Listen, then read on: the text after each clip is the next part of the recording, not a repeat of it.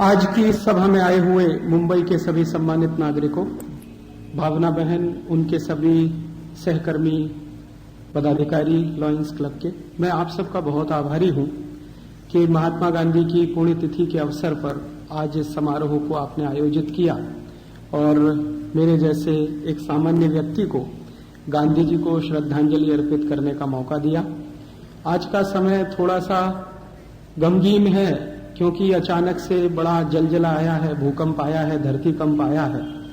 मेरे मन में एक दो बार तो ऐसा था कि मैं इस कार्यक्रम में जाऊं कि ना जाऊं, दुविधा थी काफी, क्योंकि बहुत सारे हमारे सहकर्मी कार्यकर्ता इस भूकंप में भगवान को प्यारे हो चुके हैं। आजादी बचाओ आंदोलन का भुज में कार्यालय जो चलता था वो पूरी तरह से जमींदोज हो चुका है और हमारे कई कार्यकर्ताओं का उसमें देहांत भी हो चुका है।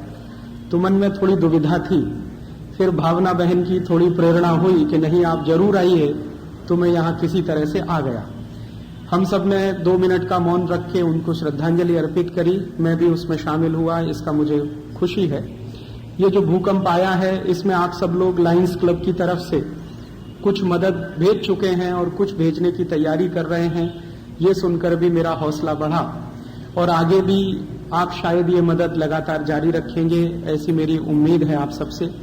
ये जो भूकंप आया है इसमें 4 तरह के काम करने होंगे। एक काम तो ये है कि तात्कालिक रूप से दवाओं की बहुत जरूरत है, डॉक्टरों की बहुत जरूरत है। हमारे आजादी बचाओ आंदोलन के कार्यकर्ता पिछले 2 दिनों से भूकंप प्रभावित क्षेत्र में लगे हुए हैं। 4 टीमें हमारी 2-2 डॉक्टर और 10-10 कार्यकर्ताओं के साथ वहां पर उपस्थित हैं, भुज में, अंजार में, भचाऊ में, 3 स्थानों पर। तो उनकी जो बराबर रिपोर्ट्स आ रही हैं उसमें सबसे पहली जरूरत है दवाओं की, और दवाओं की जरूरत है उन गांवों में जहां पर मिलिट्री के डॉक्टर्स नहीं पहुंच पा रहे। भुज में तो काफी बड़ी संख्या में मिलिट्री के डॉक्टर्स हैं। देश के अन्य भी जाने माने बहुत सारे डॉक्टर्स भुज और अंजार में पहुंच चुके हैं, लेकिन करीब 300-350 गांव हैं। राजकोट से भुज अगर जाएं, आप में से बहुत सारे लोग गए होंगे शायद बाई रोड, तो उस पूरे रास्ते पर 200 किलोमीटर का फासला है राजकोट से भुज के बीच का। लगभग उस रास्ते में करीब 350 गांव हैं। उन 350 गांवों को मदद की सबसे ज्यादा जरूरत है। इस समय जो ज्यादा मदद पहुंच रही है वो भुज में पहुंच रही है, क्योंकि टेलीविजन पे उसका एडवर्टाइजमेंट काफी हो रहा है, न्यूज के माध्यम से। तो जो भी लोग पहुंच रहे हैं भुज में पहुंच रहे हैं। मेरा आप सब लॉयंस के साथियों से निवेदन है कि अगली मदद जब आप भेजें तो उसको भुज में ना भेजें, अंजार में ना भेजें, भचाऊ में ना भेजें, क्योंकि ये तीनों स्थानों पर जितनी जरूरत है उससे ज्यादा पहुंच चुका है। अभी वहां लेने वाले लोग नहीं है, क्योंकि काफी बड़ी मात्रा में माइग्रेशन हो रहा है, पलायन हो रहा है। भूकंप के झटके लगातार आ रहे हैं तो लोग अपना घर छोड़कर, गांव छोड़कर जा रहे हैं। तो जो मर गए हैं वो तो मर गए हैं, लेकिन जो जीवित बच गए हैं वो माइग्रेट कर गए। भुज में से काफी लोग माइग्रेट कर गए हैं, अंजार में से कर गए हैं, बचाऊ में से कर गए हैं। तो माइग्रेशन ज्यादा होने के कारण वहां जिनको आप रिलीफ देना चाहते हैं वो लोग नहीं है, माने जो पात्र हैं रिलीफ लेने के, वो इस समय वहां पर उपलब्ध नहीं है। तो हो क्या रहा है कि आप जो भी मदद भेजते हैं आर्मी ऑफिसर्स उसको रख लेते हैं और वो कहते हैं कि आप मदद छोड़ के चले जाइए। तो मुश्किल अभी ये आ रही है। तो मेरा आपसे विनम्र निवेदन है कि अगली बार आप जो भी मदद भेजें, जो आपने भेज दिया वो तो भेज दिया, लेकिन नेक्स्ट आएगा उसमें आप 2 बातों का ध्यान रखें कि ये जो राजकोट से आप मदद बांटना शुरू करें, राजकोट को केंद्र बनाएं, वहां से चलें भुज की तरफ। तो रास्ते में मैंने बताया है, मैं पूरे उस इलाके में बहुत बार जा चुका हूं। तो लगभग 350 गांव हैं। सड़क के NH-15 है, नेशनल हाईवे 15 नंबर, उसके दोनों तरफ करीब 350 गांव हैं। कुछ गांव हैं जो मेन रोड से 20 से 50 किलोमीटर तक अंदर हैं, कुछ गांव मेन रोड से 10-15 किलोमीटर के अंदर हैं। तो इन गांवों में इस समय सबसे ज्यादा मदद की जरूरत है, क्योंकि वहां कोई नहीं पहुंच रहा है और उन गांवों का नाम न्यूज में भी नहीं है। तो आप जो नेक्स्ट अपना ट्रिप भेजेंगे उसमें चाहे डॉक्टर्स हो, चाहे मेडिसिन हो, चाहे कंबल हो या कुछ दूसरी सामग्री हो, वो उन गांवों में जरूर भेजने की कोशिश करें जहां पे कोई नहीं पहुंच पा रहा है। थोड़ी तकलीफ होगी आपको वहां तक जाने में, क्योंकि वो रोड्स बहुत अच्छे नहीं है। मेन रोड तो बहुत अच्छा है, लेकिन अंदर गांव में जब जाएंगे तो रोड्स बहुत अच्छे नहीं है। लेकिन सबसे ज्यादा मदद इस समय उन्हीं को चाहिए। तो एक तो मैं आपसे ये अपील करना चाहता हूं। दूसरा अपील ये करना चाहता हूं कि इस समय मेडिसिन फर्स्ट प्रायोरिटी है, मेडिसिन और doctors first priority. Second priority वहां पर कंबलों की है, कंबल सबसे ज्यादा चाहिए और नए कंबल चाहिए, पुराने कंबल ना भेजें। जैसे कुछ लोगों की प्रवृत्ति होती है कि घर में पुराना कोई कंबल है, पुरानी रजाई है, वो दे दिया, वो किसी से ना लें। नया कंबल लें, नई रजाई लें, गादी अगर ले सकें तो वो भी वहां बहुत जरूरी है इस समय। तो सेकंड मोस्ट प्रायोरिटी है कंबल, गादी और रजाई। और थर्ड प्रायोरिटी है गर्म कपड़े, ऊनी कपड़े। वो स्वेटर हो सकते हैं, जर्सियां हो सकती हैं, कुछ भी वूलन वहां चाहिए, शॉल चाहिए काफी बड़ी संख्या में। थर्ड प्रायोरिटी है वहां के लोगों को अपना बसेरा खड़ा करने के लिए ताड़पत्री बहुत चाहिए। ताड़पत्री की इस समय वहां सबसे ज्यादा जरूरत है। तो ताड़पत्री हो, उनको टिकाए रखने के लिए कुछ बंबू चाहिए, कुछ बांस चाहिए, उसके टुकड़े चाहिए। तो ये थर्ड प्रायोरिटी। और लास्ट प्रायोरिटी जो मैं मानता हूं वो ये कि ये आप जानते हैं कि हमारे देश के सभी वैज्ञानिक ये कह रहे हैं कि ये कच्छ का जो इलाका है वो हाईली सीस्मिक जोन है। भारत सरकार ने इसको जोन 5 डिक्लेयर किया। जोन 5 माने सबसे ज्यादा सेंसिटिव, जहां पर सबसे जल्दी भूकंप आ सकता है। ऐसे ही एक जोन 4 है, जोन 3 है, जोन 2 है, जोन 1 है। जोन 1 में क्या आता है? पूरा कर्नाटक के साथ केरल, ये जोन 1 है, जहां पर कभी भी भूकंप आने की संभावना सबसे कम है, कर्नाटक। जोन 2 उससे ज्यादा सेंसिटिव है, फिर जोन 3 उससे भी ज्यादा सेंसिटिव है, जोन 4 उससे भी ज्यादा, और जोन 5 तो हाईली सेंसिटिव है। तो जोन 5 में एक तो पूरा कच्छ आता है, गुजरात का कुछ इलाका आता है, फिर उसके अलावा आसाम, नागालैंड, मिजोरम, मणिपुर, त्रिपुरा, ये पूरा का पूरा जो हिमालयन बेल्ट है, और उत्तर प्रदेश का इलाका जिसमें उत्तरकाशी, पौड़ी, चमोली, गढ़वाल वगैरह वगैरह, ये जोन 5 में पूरा आता है। अगर आप भारत का नक्शा देखेंगे तो हिमालय की चोटी से लेकर और इधर पश्चिम की ये जो पूरी बेल्ट है कच्छ तक की, ये बहुत ज्यादा सेंसिटिव है भूकंप के लिए। तो जो लास्ट ऑपरेशन हमें करना चाहिए हम सबको मिलकर, उसमें आप हम सब शामिल हों, वो ये कि इस पूरे इलाके में एक बड़े पैमाने पर जन जागरण का काम, मास अवेकनिंग काम, वो किस चीज के लिए कि घर कैसा बनाएं ताकि अगले भूकंप से बचें। मेरा ऐसा मानना है कि लोग भूकंप से नहीं मरते, अपने बनाए हुए घरों से मरते। भूकंप लोगों की जान नहीं लेता कभी भी, लेकिन लोगों ने जो अपना आशियाना बनाया है रहने के लिए, बड़े मन से, बड़े श्रम से, बहुत सारा पैसा लगा के, उसी आशियाने से मरते।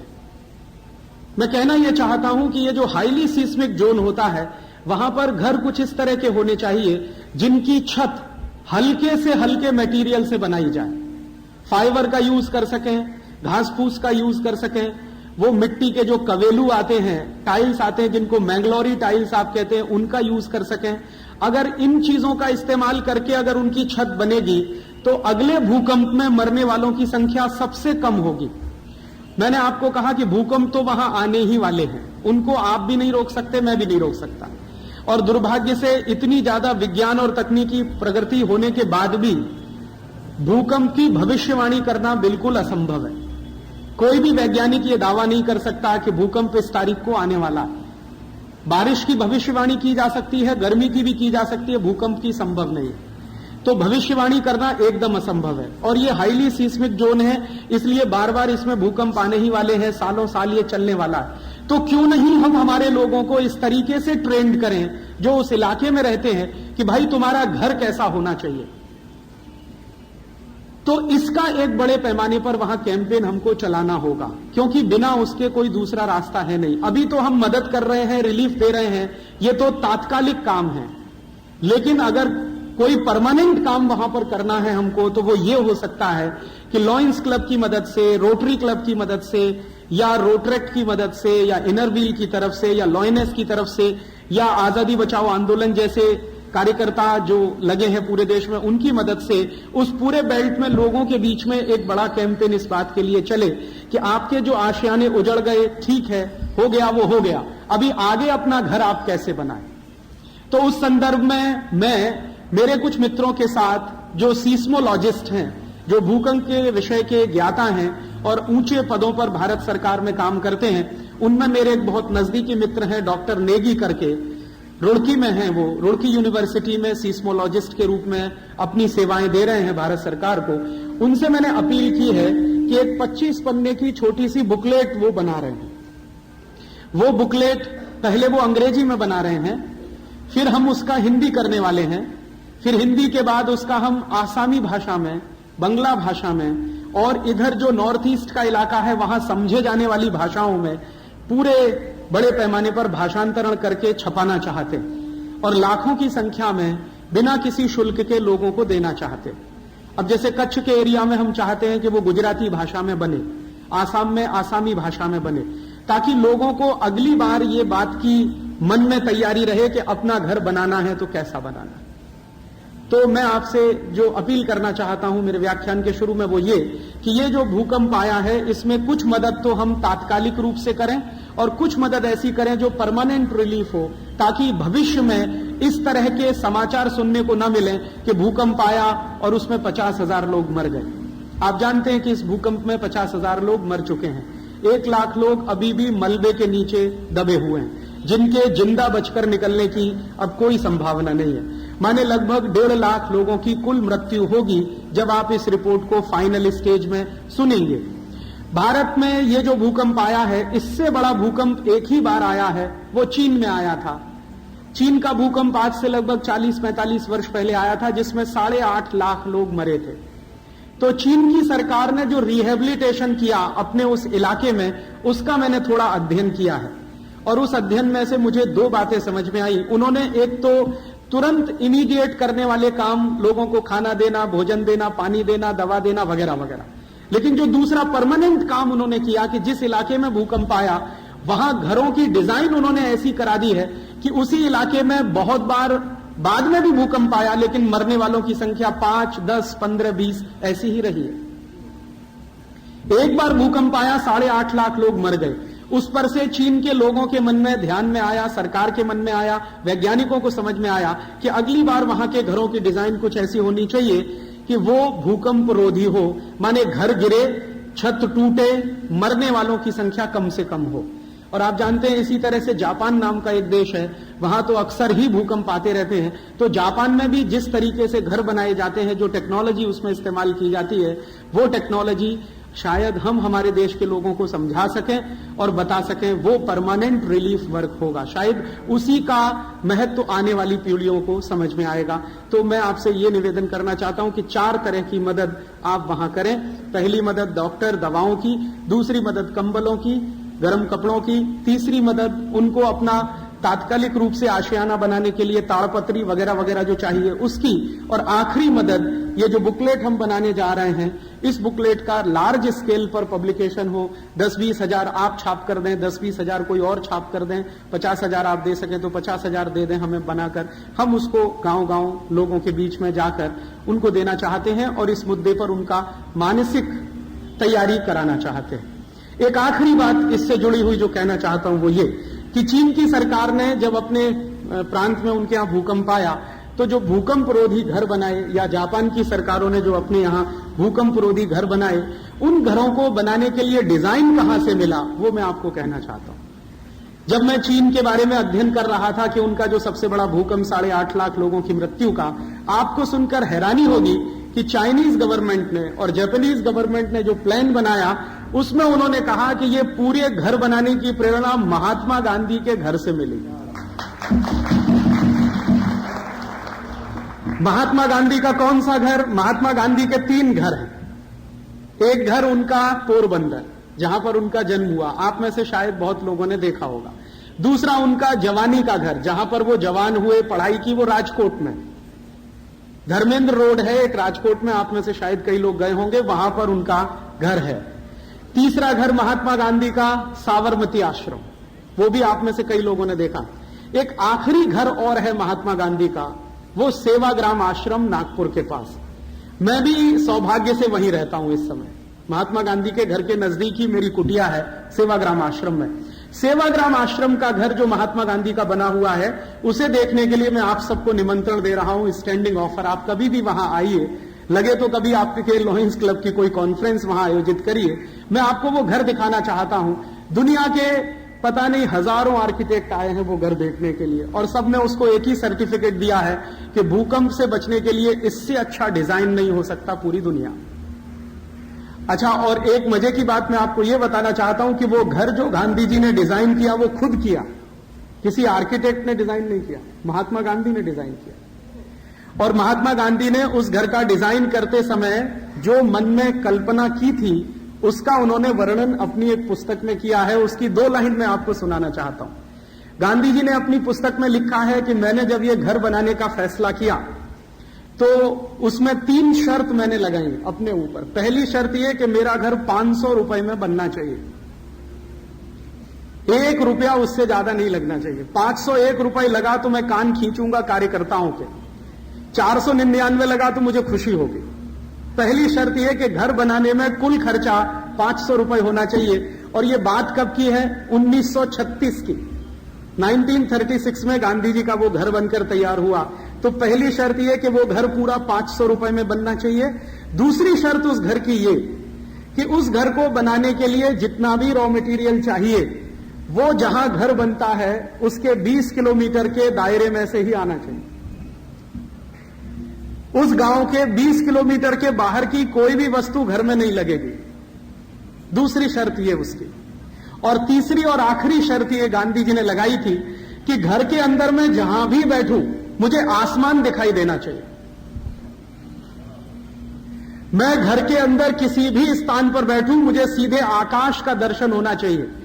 अब ये 3 शर्तों के आधार पर गांधी जी ने देश के बहुत सारे आर्किटेक्ट्स को बुलाया कि अब आ जाओ और मेरे घर का डिजाइन बना दो। पहली शर्त कि 500 रुपए से ज्यादा खर्च नहीं होगा। दूसरी शर्त कि 20 किलोमीटर आगे का कोई सामान मेरे घर में नहीं लगेगा।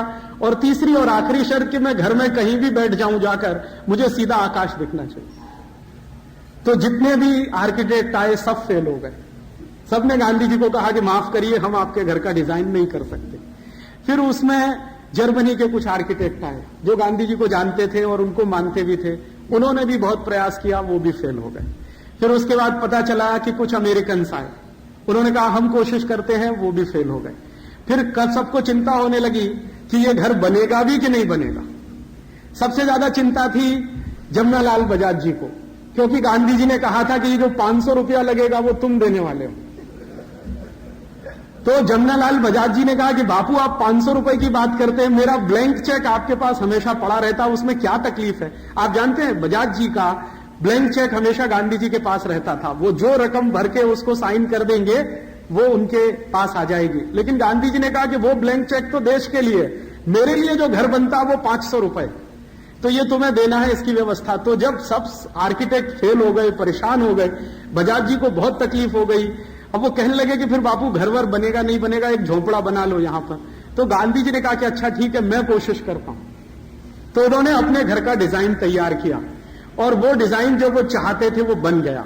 आप कभी भी आइए उस घर को देखने के लिए, वो आज भी सुरक्षित है। उस घर में जितना भी रॉ मटेरियल लगाया गया है वो सब सेवाग्राम से 20 किलोमीटर दूर के गांव से लाया गया। दूसरा, उसमें कोई भी मटेरियल ऐसा नहीं लगा है जो 20 किलोमीटर से आगे जाकर लाना पड़ा हो। और उस घर को बनाने का कुल खर्चा 499 रुपए 50 पैसे ही आया है। 500 रुपए में भी 50 पैसा बच गया था। और तीसरी शर्त कि आप उस घर में अंदर कहीं भी जाकर बैठ जाइए, आपको सीधे आकाश का दर्शन होगा। तो अब आप पूछोगे वो घर कैसा है, उसी के लिए मैं इनविटेशन कर रहा हूं आपको कि आप आइए सेवाग्राम आश्रम में, कभी आपकी कॉन्फ्रेंस करिए, उस घर का दर्शन करिए। और एक बार उस घर का दर्शन आप कर लें तो फिर उसका दर्शन दूसरों को कराइए, ये मैं चाहता हूं। और वो घर मैं मानता हूं कि सबसे ज्यादा वैज्ञानिक पद्धति से बनाया हुआ घर है। दुनिया में एक बहुत बड़ा आर्किटेक्ट हुआ जिसका नाम था इवान इलिच। उसने गांधी जी के घर के बारे में लिखा है कि मैंने दुनिया के 50 सैकड़ों हजारों कंस्ट्रक्शंस देखे हैं, ऐसा अद्भुत कंस्ट्रक्शन मैंने मेरे जीवन में देखा नहीं। दुनिया का उस जमाने का बेस्ट क्वालिटी आर्किटेक्ट जो माना जाने वाला आदमी, उसकी ये टिप्पणी है गांधी जी के घर के बारे में। तो मैं ये चाहता हूं, ये भूकंप से जुड़ता है। गांधी जी ने जब घर के निर्माण की रचना की तो उनको किसी ने कहा कि गांधी जी ये इलाका भी सीस्मिक जोन है, गांधी जी का घर जहां पर है वहां भी टेक्टोनिक मूवमेंट होते रहते हैं और वो सीस्मिक जोन है। तो गांधी जी ने कहा कि मैं इसका ध्यान बराबर रखूंगा कि ये सीस्मिक जोन है, और उन्होंने घर का ऐसा डिजाइन तैयार किया है कि उस इलाके में बार बार भूकंप आए हैं। ऐसा नहीं है कि उस इलाके में भूकंप नहीं आए हैं। गांधी जी के घर को आज तक एक क्रैक भी नहीं आया, आज तक क्रैक नहीं आया। और वो घर बने हुए 1936 और आज 2000, तो आप सोचिए 64 ईयर्स तो हो ही गए। उसमें एक पैसा का सीमेंट नहीं लगा, एक पैसे का सीमेंट नहीं लगा, कहीं पर लोहा नहीं है, आयरन नहीं है। जो घर में इस्तेमाल किया गया है मटेरियल, वो एक तो मड है, मिट्टी है, दूसरा कवेलू है, टाइल्स है मिट्टी के बने हुए, तीसरा बांस है, बंबू है। बस तीन ही चीजों का उसमें इस्तेमाल किया गया और वो तीन चीजों से उनका घर बना है। आज तक कभी उसमें क्रैक नहीं आया, आज तक कभी वो गिरा नहीं है। और उसकी जो लाइफ बताते हैं लोग कि इसकी टोटल लाइफ कितनी होने वाली है, तो मिनिमम लाइफ उसकी लोगों ने कैलकुलेट की है कि 150 ईयर्स तो होने ही वाली है। माने उसमें करीब 64 ईयर्स तो बीत गए हैं, लगभग 100 साल वो घर और रहने वाला। हम लोग वहां सिर्फ इतना ही करते हैं कि साल में एक बार उसको पुताई करते हैं, और वो भी गांधी जी नियम बनाकर गए थे उसके हिसाब से करते हैं। गांधी जी ने कहा था कि मेरे घर की पुताई किस चीज से होगी, गाय के गोबर से। तो वहां गाय पाली जाती है आश्रम में, उसका गोबर निकाला जाता है, उस गोबर को पानी के साथ मिलाया जाता है, साल में एक बार उसकी पुताई करते हैं, व्हाइट वॉशिंग करते हैं बस, और उसमें मेंटेनेंस में कुछ भी नहीं। तो आप कभी आएंगे तो देखेंगे। मैं ये चाहता हूं कि उस घर का जो डिजाइन है और उस घर को बनाने की जो टेक्निक है, वो टेक्निक हमारी उस पुस्तक में आए और पूरे कच्छ के इलाके के लोगों को बांटा जाए कि भाई देखो, आदर्श घर तुम्हारे लिए क्या हो सकता है, वो ये हो सकता है। और गांधी जी गुजरात के ही थे, गुजराती लोगों को ये और जल्दी समझ में आएगा कि हमारे ही किसी व्यक्ति का डिजाइन किया हुआ वो है। तो ये एक छोटी सी बात जो व्याख्यान के पहले मैं कहना चाहता था। एक छोटी सी दूसरी बात और, कि मैंने मेरे जीवन में ये सब जो शुरू किया, स्वदेशी का काम या आजादी बचाओ आंदोलन का काम, तो मैं मेरे जीवन में सबसे ज्यादा प्रभावित महात्मा गांधी से ही हुआ। वैसे तो बहुत लोगों ने मुझे प्रभावित किया, लेकिन सबसे ज्यादा प्रभावित महात्मा गांधी ने किया। महात्मा गांधी के जीवन की एक ही घटना ने मुझे सबसे ज्यादा प्रभावित किया। वो घटना सुना के मैं मेरा व्याख्यान शुरू करना चाहता हूं। वो घटना है महात्मा गांधी के साउथ अफ्रीका के प्रवास की। आप जानते हैं कि महात्मा गांधी 1894-95 के आसपास दक्षिणी अफ्रीका गए। पहले वकालत पूरी की, वकालत की पढ़ाई पूरी की, इंग्लैंड से वापस लौटे। वापस लौटने के बाद फिर दक्षिणी अफ्रीका गए। एक सिलसिले में कोई केस था, उस केस के सिलसिले में उन्हें साउथ अफ्रीका जाना पड़ा। तो वो गए जब साउथ अफ्रीका, तो वकील बैरिस्टर की हैसियत से गए। हुआ क्या, वो घटना मैं आपको सुनाना चाहता हूं, जिसने मुझे मेरे जीवन में सबसे ज्यादा प्रभावित किया। गांधी जी पहुंचे, वहां एक कोई कंपनी थी, वो कंपनी को कोई केस हुआ था, वो भारत के ही कुछ लोगों की कंपनी थी। तो गांधी जी उनके वकील की हैसियत से वहां केस लड़ने वाले थे। तो गांधी जी जब वहां पहुंचे तो उसके पहले जो वकील महोदय थे जो केस लड़ रहे थे, पहले से ही एक लॉयर थे वहां पर, उनके साथ गांधी जी का परिचय हुआ। तो गांधी जी ने पूछा कि मुझे जो केस लड़ना है उसकी फाइल जरा दे दो। तो गांधी जी ने फाइल का अध्ययन किया। फिर उसने कहा कि अदालत कहां पर है, वहां लेकर जरा चलो। तो गांधी जी की पहली घटना है ये साउथ अफ्रीका की, वो अदालत में पहुंचे। आप जानते हैं कि खांटी गुजराती आदमी, और गुजरातियों में भी काठियावाड़ी, तो एकदम शुद्ध काठियावाड़ी आदमी। तो आप जानते हैं काठियावाड़ के लोग तो वो पगड़ी बांधते हैं ना, 5 मीटर लंबा कपड़े की वो पगड़ी बनाते हैं और एक विशेष स्टाइल में उसको बांधा जाता है। तो गांधी जी पगड़ी बांधकर अदालत में पहुंच गए। अब जज ने जब देखा कि पगड़ी बांधे हुए कोई व्यक्ति आके बैठ गया है, तो जज ने उनके ऊपर बहुत जबरदस्त व्यंग कसा और उन्होंने कहा कि आपको मालूम है कि अदालत के कानून के अनुसार यहां पगड़ी बांधकर आना मना है, अदालत के कानून के अनुसार। तो गांधी जी ने पूछा तो जज ने कहा कि आपको ये पगड़ी उतारनी पड़ेगी, तब आप यहां बैठ सकते हैं और बहस कर सकते हैं। तो गांधी जी ने पूछा कि आपको शायद मालूम नहीं है कि ये पगड़ी मेरे शान का प्रतीक है, ये मेरी इज्जत का प्रतीक है। मैं भारत में जिस स्थान से आया हूं वहां पगड़ी उतारी नहीं जाती। काठियावाड़ भारत का वो स्थान है जहां पगड़ी उतारना सबसे बड़ा अपमान माना जाता है, और पगड़ी वही उतारता है जो किसी का गुलाम हो जाता है। मैं आपका गुलाम नहीं हुआ अभी तक, इसलिए मैं पगड़ी नहीं उतार सकता। जज बौखला गया, क्योंकि इतनी हिम्मत से बात कहने वाला कोई आदमी उसके सामने पहली बार आया। तो उसने पूछा कि ये है कौन, तो बताया गया कि केस के सिलसिले में ये एक लॉयर है जो भारत से आया है। तो उन्होंने कहा कि इसको तमीज सिखानी चाहिए। तो उनके जो बगल का लॉयर था जो गांधी जी को लेके गया था, उसने खुसफुस करना शुरू किया और गांधी जी को समझाया कि भाई आप ये उतार दीजिए, नहीं तो बवाल हो जाएगा, कंटेम्प्ट हो जाएगा, जेल हो जाएगी, फलाना हो जाएगा, दिमाग। गांधी जी ने कहा कि कुछ भी हो जाए, ये मेरे सम्मान का प्रतीक है। मैं पगड़ी मैंने अगर उतारी तो ये भारत की पगड़ी उतार दी, ये संदेश पूरी दुनिया में जाएगा, ये मैं नहीं कर सकता।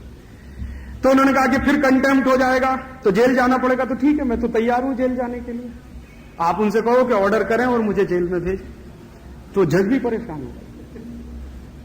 अब वो गए थे केस लड़ने के लिए और अपना ही केस लड़ना उन्होंने शुरू कर दिया। अब जज बौखला गया कि ये आदमी कहता है कि ऑर्डर करो, मुझे जेल में भेजो, मैं पगड़ी नहीं उतार सकता, तुम्हारे जो कानून है उसके आधार पर काम। अब वो जज बौखला गया, फिर बहुत सारे लोग आ गए, हंगामा होने लगा, फिर बहुत सारे पत्रकार भी थे, वो सब इकट्ठे हुए।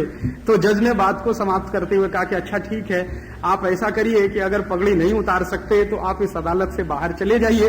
तो गांधी जी ने कहा कि मुझे यह मंजूर है कि मैं अदालत छोड़ के चला जाऊं, और गांधी जी छोड़ के निकल गए अदालत।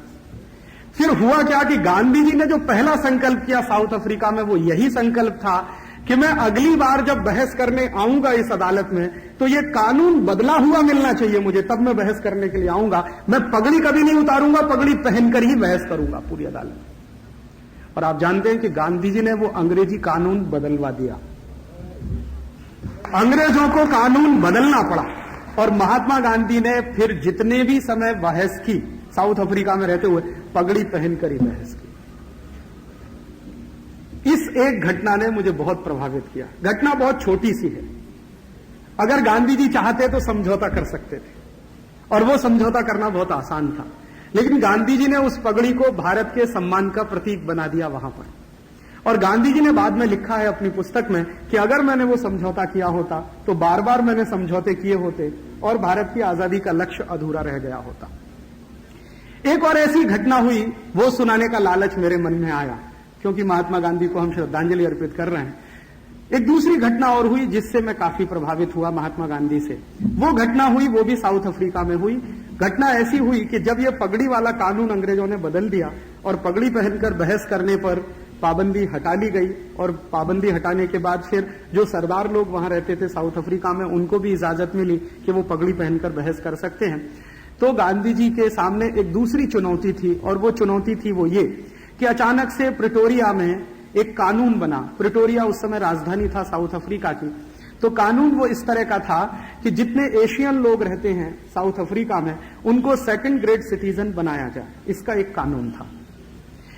उनको फर्स्ट ग्रेड सिटीजनशिप नहीं मिल सकती, उनको सेकंड ग्रेड सिटीजन ही बना के रखना है। और उसके लिए कानून में यह तय किया गया कि आप जो भी एशिया से आए हैं उनको आने के तत्काल बाद रजिस्ट्रेशन कराना होगा अपना, और वो साउथ अफ्रीका के उन कॉलोनीज में नहीं रहेंगे जहां पर वहां के अंग्रेज रहते हैं, उनकी बस्तियां गांव के बाहर होंगी। जैसे हमारे देश में होता है ना, अभी भी गांव में आप जाइए तो फ्यूडलिज्म जहां पर है, वहां पर जो SC STs होते हैं, हरिजन होते हैं, उनके घर गांव के बाहर होते हैं।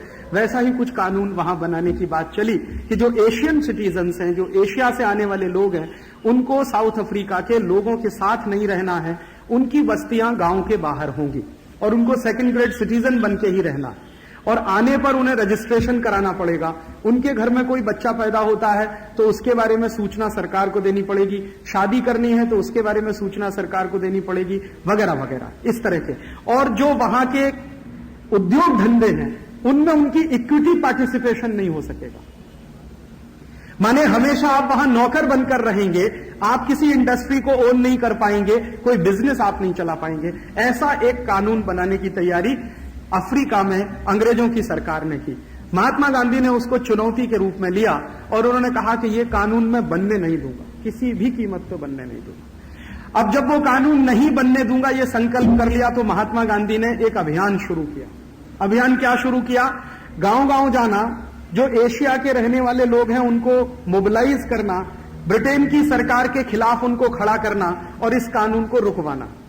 तो वहां पर जो मुसलमान समुदाय के लोग थे उनमें जाकर उन्होंने कहना शुरू किया, हिंदू समाज के लोग थे उनको समझाना शुरू किया। गांधी जी के समझाने का नतीजा ये निकला कि 2-3 महीनों के अंदर एक बहुत बड़ा पब्लिक ओपिनियन उस कानून के विरुद्ध बन गया। गांधी जी ने फिर एक रैली आयोजित की और उस रैली में करीब 10,000 लोग आए, स्त्री पुरुष बच्चे, उसमें हिंदू भी मुसलमान भी, पारसी लोग भी कुछ वहां पर थे, वो भी सब इकट्ठे हुए और उन सबके सामने गांधी जी ने कहा कि हम सबको संकल्प करना है कि ये कानून हम नहीं बनने देंगे, भले ही हमें इसके लिए जेल में जाना पड़े, भले ही इसके लिए मार खानी पड़े, भले ही इसके लिए मर जाना पड़े, ये अपमानजनक कानून तो हम नहीं बनने देंगे। उस सभा में प्रस्ताव पारित हुआ, सभा ने महात्मा गांधी को अपना नेता मान लिया और महात्मा गांधी को अधिकृत किया गया कि वो ब्रिटेन की सरकार से इस पर बात करें। तो ब्रिटेन की सरकार से बात करने के लिए बाद में महात्मा गांधी साउथ अफ्रीका छोड़कर लंदन आए। लंदन में करीब 20-21 दिन रहे और वहां भी उन्होंने एक ही काम किया कि लंदन में रहने वाले जो भारतीय लोग थे उनको मोबिलाइज किया और उनका मोबिलाइजेशन जब बहुत बड़े पैमाने पर हुआ तो महात्मा गांधी ने एक ड्राफ्ट बनाया और वो ड्राफ्ट ब्रिटेन के राजा को सामने उन्होंने पेश कराया, जिसमें उन्होंने कहा कि ये कानून एकदम गलत है, अन्यायपूर्ण है, जन भावना के विरुद्ध है, मानवीयता के खिलाफ है, ये कानून नहीं बनना चाहिए। ब्रिटेन के राजा ने पहले तो गांधी जी की उपेक्षा की, बाद में ब्रिटेन के राजा को किसी ने कहा कि ये आदमी बहुत टेढ़ा है, अगर आपने इसकी बात को नहीं माना तो ये यहीं सत्याग्रह करने बैठ जाएगा लंदन, और इसको मरने से बिल्कुल डर नहीं लगता, अगर आपकी पुलिस आएगी गोली चलाएगी तो उसको मरने में तो 1 मिनट का संकोच नहीं है, इसलिए आप जरा इससे संभल के रहना और इसकी कोई भी बात को अचानक से ना नहीं कह देना। तो ब्रिटेन के राजा तक ये सूचना पहुंच गई। तो ब्रिटेन के राजा ने कहा कि मैं ठीक है, इस कानून का अध्ययन करने के लिए एक कमीशन बनाता हूं, वो कमीशन परिस्थिति का अध्ययन करके मुझे रिपोर्ट देगा। तब तक महात्मा गांधी नहीं बने थे, वो मोहनदास करमचंद गांधी थे। तब तक मेरा निवेदन है कि मोहनदास करमचंद गांधी कोई अगला कदम ना उठाए। तो उन्होंने कमीशन बनाया, कमीशन की रिपोर्ट आई, कमीशन की रिपोर्ट लिखने वाले लोगों ने कानून का समर्थन किया क्योंकि उसमें सब गोरे अंग्रेजी बैठे हुए थे कमीशन में। तो फिर सरकार ने ये बहाना करना शुरू कर दिया कि अभी तो ये कानून हमें बनाना ही पड़ेगा क्योंकि कमीशन भी कहता। तो गांधी जी ने कहा कि कमीशन में जो लोग हैं वो तो सब अंग्रेज हैं, उनको हमारे दर्द का क्या अंदाजा, अगर हमारे भारतीय लोग कमीशन में होते और वो रिकमेंडेशन करते तो मैं मानता। तो गांधी जी ने कमीशन की रिपोर्ट को रिजेक्ट कर दिया। फिर झगड़ा चलता गया। तो गांधी जी को लगा कि अभी बहुत बड़ा पब्लिक प्रेशर बनाने की जरूरत है, तो उन्होंने एक कॉल दिया साउथ अफ्रीका में वापस लौट के, और कॉल ये दिया कि जो भी लोग साउथ अफ्रीका में भारतीय या एशिया के किसी भी खंड के रहते हैं वो सब अंग्रेजी सरकार का बॉयकॉट करें। और गांधी जी की एक अपील का यह असर हुआ कि फैक्ट्रियां बंद होने लगी, धड़ाधड़ लोगों ने काम करना बंद कर दिया और उन लोगों ने सबने गांधी जी के पास आकर कसम खाना शुरू कर दिया कि आप जो कहेंगे वो ही करेंगे, आप मरने के लिए बोलेंगे तो हम मर जाएंगे, बोलिए अब करना क्या है। तो महिलाएं पुरुष सब लोग फैक्ट्रियां छोड़कर मजदूर जो काम करते थे गांधी जी के पास आ गए। गांधी जी के पास ऐसे करीब उस समय 14-15 हजार कार्यकर्ता इकट्ठे हो गए। तो गांधी जी ने कहा कि हमें कूच करना, एक मार्च निकालना है, जैसे वो दांडी मार्च उन्होंने निकाला था भारत में बहुत ऐतिहासिक, वैसा ही एक मार्च उन्होंने निकाला साउथ अफ्रीका में। अब मैं घटना पे आ रहा हूं जिसने मुझे बहुत प्रभावित किया। वो मार्च गांधी जी ने जब शुरू किया तो उसमें करीब 4000 महिलाएं और करीब 1200-1300 बच्चे उनके छोटे छोटे और करीब 6000 पुरुष, इतने सब लोग पैदल निकले। तो कई लोगों ने गांधी जी से कहा कि ये बच्चे बहुत छोटे हैं, अभी क्या करने का इनका। तो उन्होंने कहा जिनके बच्चे छोटे हैं वो जुलूस से बाहर निकल जाए। तो बहुत सारे लोगों के मन में आया कि अभी गांधी जी हमको बाहर निकालते हैं। तो उन्होंने कहा कि जुलूस में रहते हुए आपके बच्चे मर जाएं तो मान लेना कि देश की आजादी के लिए आपने उनको दान दे दिया। मेरा आपसे निवेदन है कि जिसका भी दिल कमजोर है वो निकल जाए इसमें से, मुझे कमजोर लोगों की भीड़ नहीं चाहिए, ये उन्होंने स्पष्ट कहा। तो लोगों में हौसला आया और हौसला आया तो वो सब चले। उसी जुलूस में कुछ अंग्रेज भी शामिल थे जो गांधी जी की जासूसी के लिए रखे गए अंग्रेज सरकार की तरफ, और उनकी पूरी रिपोर्टिंग वो लंदन करते थे कि आज जुलूस ने क्या किया। वो पैदल चलते थे एक जगह से दूसरे जगह जाकर और लोगों को इकट्ठा करते जाते थे। तो जो अंग्रेजों ने रिपोर्टिंग किया है उसमें से एक अंग्रेज ऑफिसर था जो उनकी इंटेलिजेंस की टीम का मुख्य अधिकारी था, उसने गांधी जी के जुलूस के बारे में एक वाक्य लिखा, वो मैं आपको सुनाना चाहता हूं। उन्होंने कहा कि मैंने मेरे जीवन में जितनी भी सेवा की है ब्रिटिश गवर्नमेंट की, उसमें ये पहला जुलूस मैं देख रहा हूं जिसमें स्त्री पुरुष बच्चे सब एक साथ हैं, हिंदू भी है मुसलमान भी, दोनों एक साथ हैं और दोनों एकदम भाई भाई की तरह से आगे बढ़ रहे हैं, किसी में किसी के प्रति वैमनस्यता नहीं है। हाँ, जो एक अच्छी बात है जो मैं देख रहा हूं वो ये कि ये जुलूस करीब 15-17 दिन चला पैदल पैदल। तो होता क्या था कि रात हो जाती थी तो कोई भी मैदान में सब सो जाते थे, और दिन में कुछ थोड़ा बहुत भोजन बना के करते थे, फिर रात में मैदान में सोते थे, अगले दिन फिर मैदान से चलते थे दूसरे गांव में, दूसरे गांव से तीसरे गांव। तो हर एक रात करीब ऐसी 15 रातें बीती जिसमें स्त्री पुरुष बच्चे सब एक साथ सोए। जो अंग्रेजी अधिकारी था उसने कहा कि इस जुलूस के दौरान एक भी दुर्घटना नहीं हुई। उसका जो इशारा था वो क्या कि 4000 महिलाएं और 6000 पुरुष जिनकी उम्र 20-22 वर्ष से लेकर 45 वर्ष के बीच में है, कहीं भी कोई दुर्घटना नहीं हुई। और उसने जब अपनी रिपोर्ट भेजी ब्रिटिश पार्लियामेंट को तो उस रिपोर्ट में उसने लिखा कि जिस आदमी की उपस्थिति मात्र से लोगों के मन में नैतिकता का संचार होने लगता है, वासना पैदा नहीं होती। स्त्रियां भी लेटी हुई हैं और पुरुष भी लेटे हुए हैं और दोनों नजदीक में हैं, और कहीं कोई घटना नहीं होती बलात्कार की, कहीं कोई घटना नहीं होती है शारीरिक संपर्क की, तो ये तो आदमी कोई विरला है और विचित्र है। अंग्रेज सरकार इससे लड़ नहीं पाएगी, ये उसने रिपोर्ट में लिख के भेज दिया। तो मुझे उस रिपोर्ट का एक वाक्य हमेशा मेरे मन में रहता है कि जिस आदमी की उपस्थिति मात्र से नैतिकता का इतना उच्च स्तर लोगों में आ जाता हो कि 4000 स्त्रियां और 6000 पुरुष बिना किसी दुर्घटना के एक गांव से दूसरा, दूसरे से तीसरा और 15-17 दिन लगातार चल के चले जाते हों और अंग्रेज सरकार को सरेंडर करने के लिए मजबूर करते हों, वो आदमी तो कोई बिरला ही हो सकता है। तो बाद में जब उनको महात्मा कहा, सबसे पहली बार उनको महात्मा कहा सुभाष चंद्र बोस ने। तो सुभाष चंद्र बोस से जब पूछा गया कि आपने इनको महात्मा क्यों कहा, मोहनदास करमचंद गांधी से एक दिन सुभाष चंद्र बोस ने उनको महात्मा गांधी बना दिया। और आप जानते हैं कि सुभाष चंद्र बोस के महात्मा गांधी से वैचारिक मतभेद थे। सुभाष चंद्र बोस चाहते थे कि आजादी इस रास्ते से आए, महात्मा गांधी चाहते थे आजादी इस रास्ते से आए। सुभाष चंद्र बोस का रास्ता यह था कि भयंकर हिंसा करनी हो तो हिंसा करें, अंग्रेजों के साथ छल कपट करना हो तो छल कपट करें, हथियार चलाने हो तो हथियार चलाएं, कहीं विदेशों से मदद लानी हो भारत की आजादी के लिए तो वो भी लेके आए। गांधी जी कहते थे कि एक तो उनका सबसे पहला ये आग्रह था कि विदेशी मदद भारत की आजादी के लिए नहीं चाहिए, दूसरा हथियार चलाने की जरूरत नहीं है, अंग्रेज बहुत कमजोर हैं, वो बिना हथियार के ही भाग जाने वाले हैं। ये गांधी जी को कन्विक्शन था बहुत पहले से। उनका कहना था कि इन कमजोर लोगों को क्यों मारना हथियार से, ये तो हथियार उसके खिलाफ चलाना चाहिए जो अपने से ज्यादा ताकतवर हो, इन अंग्रेजों में कुछ भी ताकत नहीं है। और तीसरा उनका सिद्धांत यह था कि भारत में जो भी आजादी आएगी वो सिर्फ आजादी तक सीमित नहीं रही होगी, पूरा मॉडल बदलना पड़ेगा, जो ब्रिटेन का ढांचा है उसको हटा के भारतीय ढांचा लाना पड़ेगा।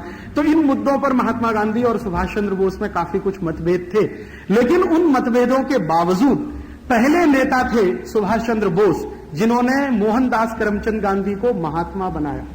तो किसी ने पूछा सुभाष चंद्र बोस से, ये बात है 1940-41 की, जब सुभाष चंद्र बोस भारत छोड़कर जाने की तैयारी कर रहे थे, उसके पहले उन्होंने उनको महात्मा बोल दिया था। तो किसी ने पूछा कि आप ये बताइए कि आपने मोहनदास करमचंद गांधी को महात्मा क्यों कहा। उनके बहुत सारे कार्यकर्ता उनसे नाराज थे, सुभाष चंद्र बोस से। तो सुभाष चंद्र बोस ने कहा कि आपकी नाराजगी मैं समझ सकता हूं, महात्मा गांधी हमारे विचार से कुछ अलग विचार वाले हैं, हमारे उनके विचारों में काफी भिन्नता है, हमारी उनकी मत भिन्नता है, लेकिन मन भिन्नता नहीं। मेरे महात्मा गांधी से मतभेद है लेकिन मनभेद नहीं है। सुभाष चंद्र बोस का जो शब्द था वो ये था कि मेरे महात्मा गांधी से मतभेद है, मनभेद नहीं है। मन मेरा वैसा ही है जो महात्मा गांधी का है, तो मनभेद नहीं है, इसलिए मैं उनको बहुत ऊंचा मानता हूं। और उन्होंने कहा कि मैं उनको महात्मा इसलिए कहता हूं कि उस आदमी की उपस्थिति मात्र से मन में नैतिकता का संचार होने लगता है। मैं जब जब महात्मा गांधी के पास जाता हूं, मेरे मन में दया, प्रेम, करुणा, अहिंसा, ये सारे मूल्य पनपने लगते हैं। पता नहीं उस व्यक्ति में कैसा चुंबकीय आकर्षण है, ये सुभाष चंद्र बोस के शब्द में आपको कोट कर रहा हूं, पता नहीं उस व्यक्ति में कैसा चुंबकीय आकर्षण है जो उसके सामने जाकर बैठे भयंकर हिंसा भाव से भरा हुआ वो भी अहिंसक हो जाता है। कितना ही डेस्पोटिक हो, क्रूर हो, वो दया और करुणा का प्रतीक बन जाता है। उस व्यक्ति में ऐसा तो कुछ अद्भुत है। और दक्षिणी अफ्रीका की वो घटना जो मैंने आपको कही, वो अपने कार्यकर्ताओं को सुनाते हुए सुभाष चंद्र बोस ने कहा कि ये आदमी की तेजस्विता आज से नहीं, उम्र के उस साल से है जब वो खुद जवान हुआ करता। तो ये दो घटनाएं मैं आपको सुनाना चाहता था महात्मा गांधी जी को श्रद्धांजलि देते हुए, कि हम इन दो घटनाओं से अगर अपने जीवन में कुछ सीख सकें तो जरूर सीखें। ये जो महान लोग होते हैं ना, ये आते हैं चले जाते हैं। कभी ऐसा कहा जाता है कि ईश्वर हमारे ऊपर कभी दयालु हो जाता है तो ऐसे कुछ लोगों को भेज देता प्रतिनिधि के रूप में। तो महात्मा गांधी को भेज दिया। महात्मा गांधी जैसे और भी लोग आए जिनको भेजा। मेरा ऐसा मानना है, इसमें अतिशयोक्ति भी लग सकती है और उसके लिए आप मुझे माफ कर देंगे पहले ही। मेरा ऐसा मानना है कि दुनिया के पिछले 500 साल के इतिहास में महात्मा गांधी जैसा व्यक्ति पैदा नहीं हुआ। पिछले 500 साल के इतिहास में मैंने दुनिया के बहुत महान लोगों की जीवनियां पढ़ी हैं। उसमें रूसो भी शामिल है।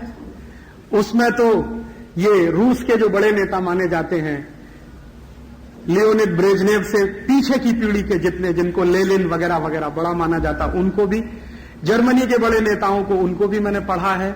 बिस्मार्क को भी मैंने पढ़ा है। मैंने ये जो बड़ा फ्रांसीसी क्रांतिकारी था उसकी भी जीवनी पढ़ी है। अमेरिका के जितने महान हैं उनकी भी जीवनी पढ़ी है।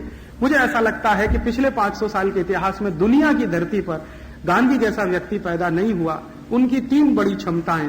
पहली क्षमता तो जो मैंने कही नैतिकता वाली, दूसरी क्षमता हर गलत बात का पूरी ताकत से विरोध करने की, गलत को स्वीकार नहीं करने की, चाहे उसके लिए जान दे देनी पड़े, और तीसरी और अद्भुत बात कि किसी को प्रेम की शक्ति से जीत लेने की।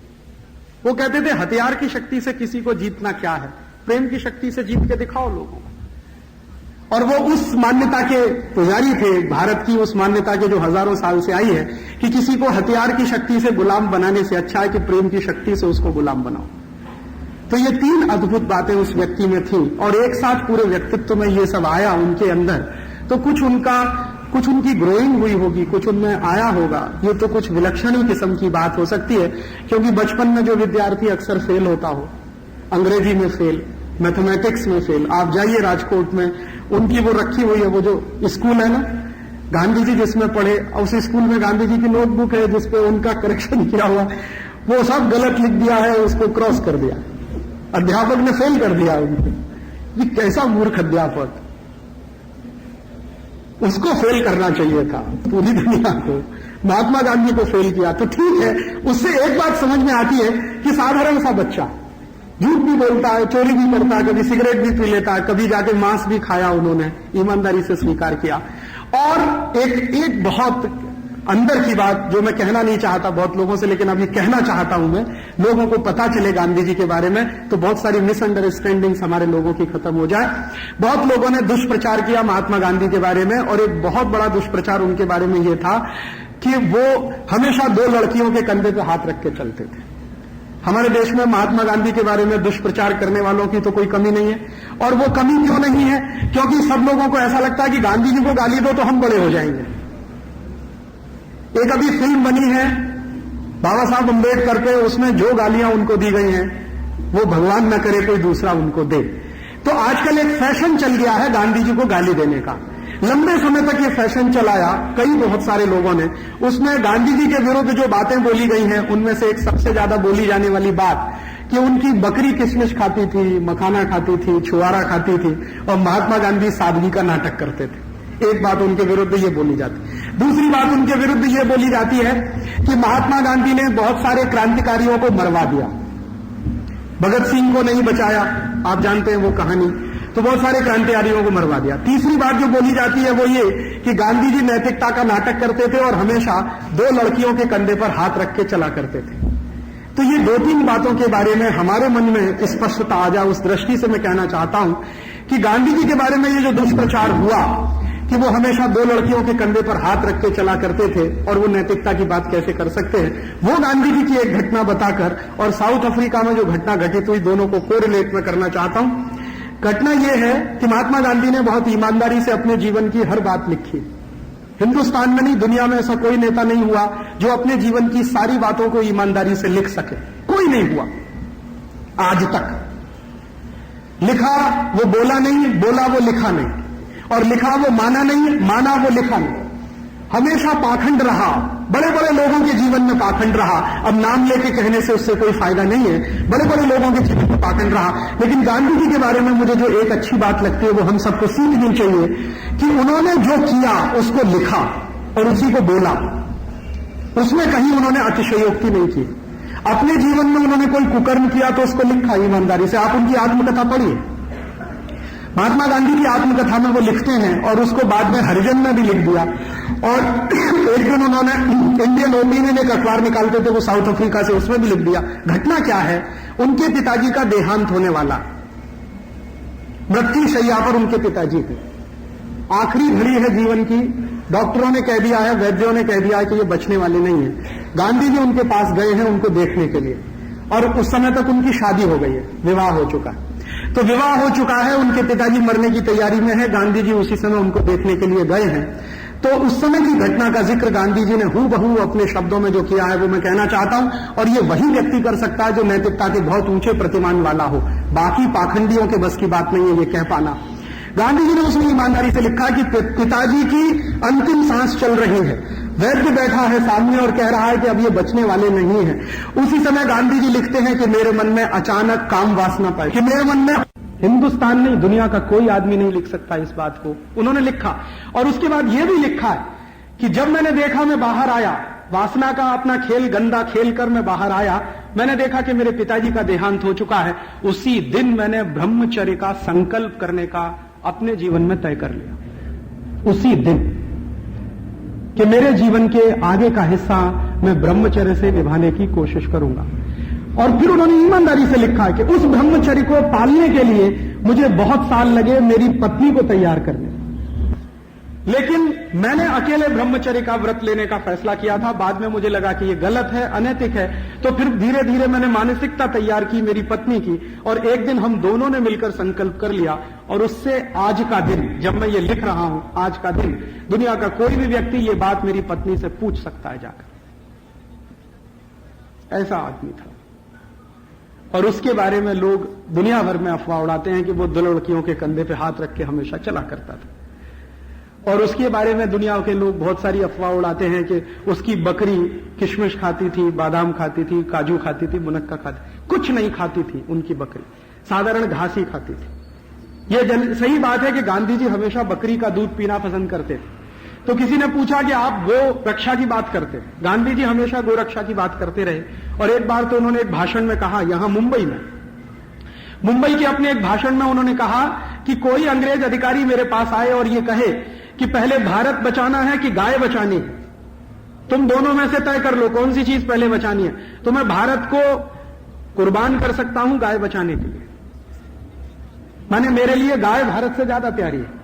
और उन्होंने कहा कि अगर मैंने गाय बचा ली तो भारत तो बच जाने ही वाला। तो इतने ज्यादा गोरक्षा के समर्थक व्यक्ति थे महात्मा गांधी, लेकिन वो गोरक्षा के समर्थक होने के बावजूद गाय का दूध नहीं पीते थे कभी। तो किसी ने उनसे कहा कि गांधी जी ये जीवन में आपके कॉन्ट्रडिक्शन क्यों है, गाय का दूध आप नहीं पीते हैं, गोरक्षा की बात करते हैं, हमेशा आप बकरी का दूध पीते हैं। तो उसका जवाब बहुत सुंदर उन्होंने दिया और वो लिखा भी है। उन्होंने कहा देखो गाय का दूध अमृत है और बकरी का दूध दवा है, मुझे दवा की जरूरत है, अमृत की नहीं है। और आप जानते हैं कि दुनिया के जो वैद्य हैं, ये जो हमारा पूरा का पूरा आयुर्वेद है ना, उसमें जो बकरी का दूध है वो ट्यूबरकुलोसिस की सबसे अच्छी मेडिसिन मानी जाती है। अगर कोई टीबी का भयंकर मरीज हो और वो किसी भी स्थिति में ठीक होने की संभावना नहीं रखता हो, उसको सिर्फ इतना ही किया जाए कि खाली खाली पेट सुबह सुबह आधा कप रोज बकरी का दूध पिला दिया जाए, 3 महीने में उसका ट्यूबरकुलोसिस ठीक होने की गारंटी। इतना अच्छी गुणवत्ता वाला है बकरी का दूध। तो गांधी जी ने कहा कि मुझे कमजोरी रहती है हमेशा शरीर में। आप जानते हैं कि उनका शरीर कैसा था, कृष का एकदम शरीर था। तो गांधी जी ने कहा कि मुझे कई तरह की बीमारियां हैं, उनको मैं जानता हूं, और उन बीमारियों को ठीक करने के लिए बकरी का दूध ही मुझे लगता है, बाकी कोई दवा मैं कभी लेता नहीं। वो सच में कोई दवा नहीं खाते थे और किसी को देते भी नहीं थे अपनी हाथ से। तो बाकी मैं कोई दवा लेता नहीं हूं, सिर्फ बकरी का दूध ही मेरे लिए दवा है।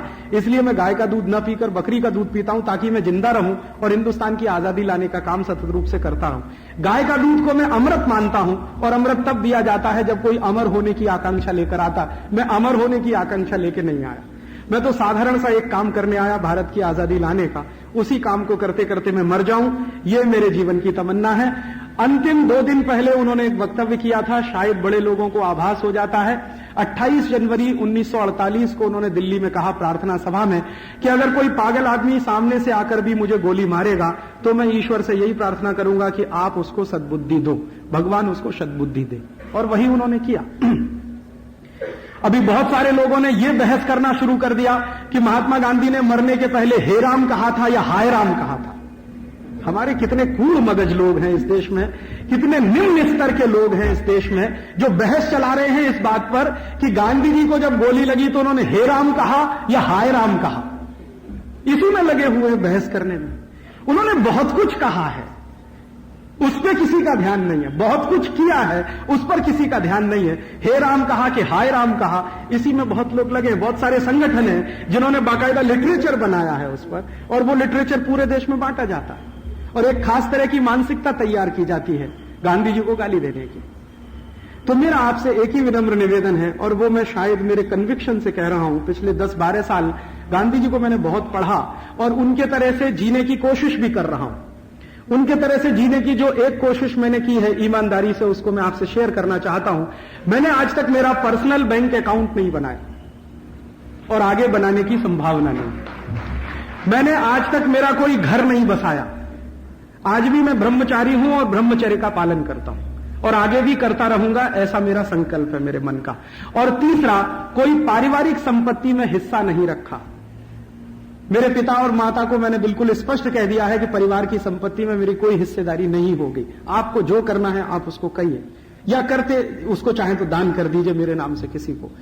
लेकिन इतना भी मुझे लगता है करने में बहुत तकलीफ आती है, बहुत तकलीफ आती है।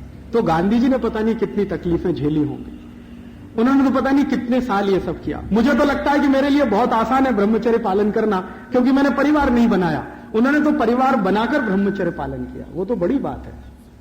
वो आसान व्यक्ति के लिए नहीं है परिवार में रहते हुए ब्रह्मचर्य का पालन करना और उस ऊंचाई तक जाना, जिस ऊंचाई की बात उन्होंने अपनी आत्मकथा में लिखी है कि वो जीवन का आखिरी दिन था जब पिताजी की मृत्यु के समय उन्होंने अपनी पत्नी के साथ संभोग किया। उसके बाद उन्होंने लिखा है कि मैं मेरी पत्नी के साथ भाई बहन के रिश्ते रहे, और उन्होंने कहा कि जीवन में ऊंचाई तभी आएगी जब सही मायने में कोई पति पत्नी भाई बहन की तरह से रहना शुरू कर दे। वो कहते हैं कि ये जीवन का आखिरी वो होगा मुकाम। तो किसी व्यक्ति को कितना ऊंचा बनना चाहिए अपने जीवन में, उसके लिए उन्होंने एक सीमा रेखा बना दिया। वो सीमा रेखा का पालन उन्होंने किया, परिवार बसाते हुए, घर चलाते हुए, बच्चों को पालते हुए। वो अद्भुत ही लोग कर सकते हैं, विरले लोग कर सकते हैं, वैसे वो थे।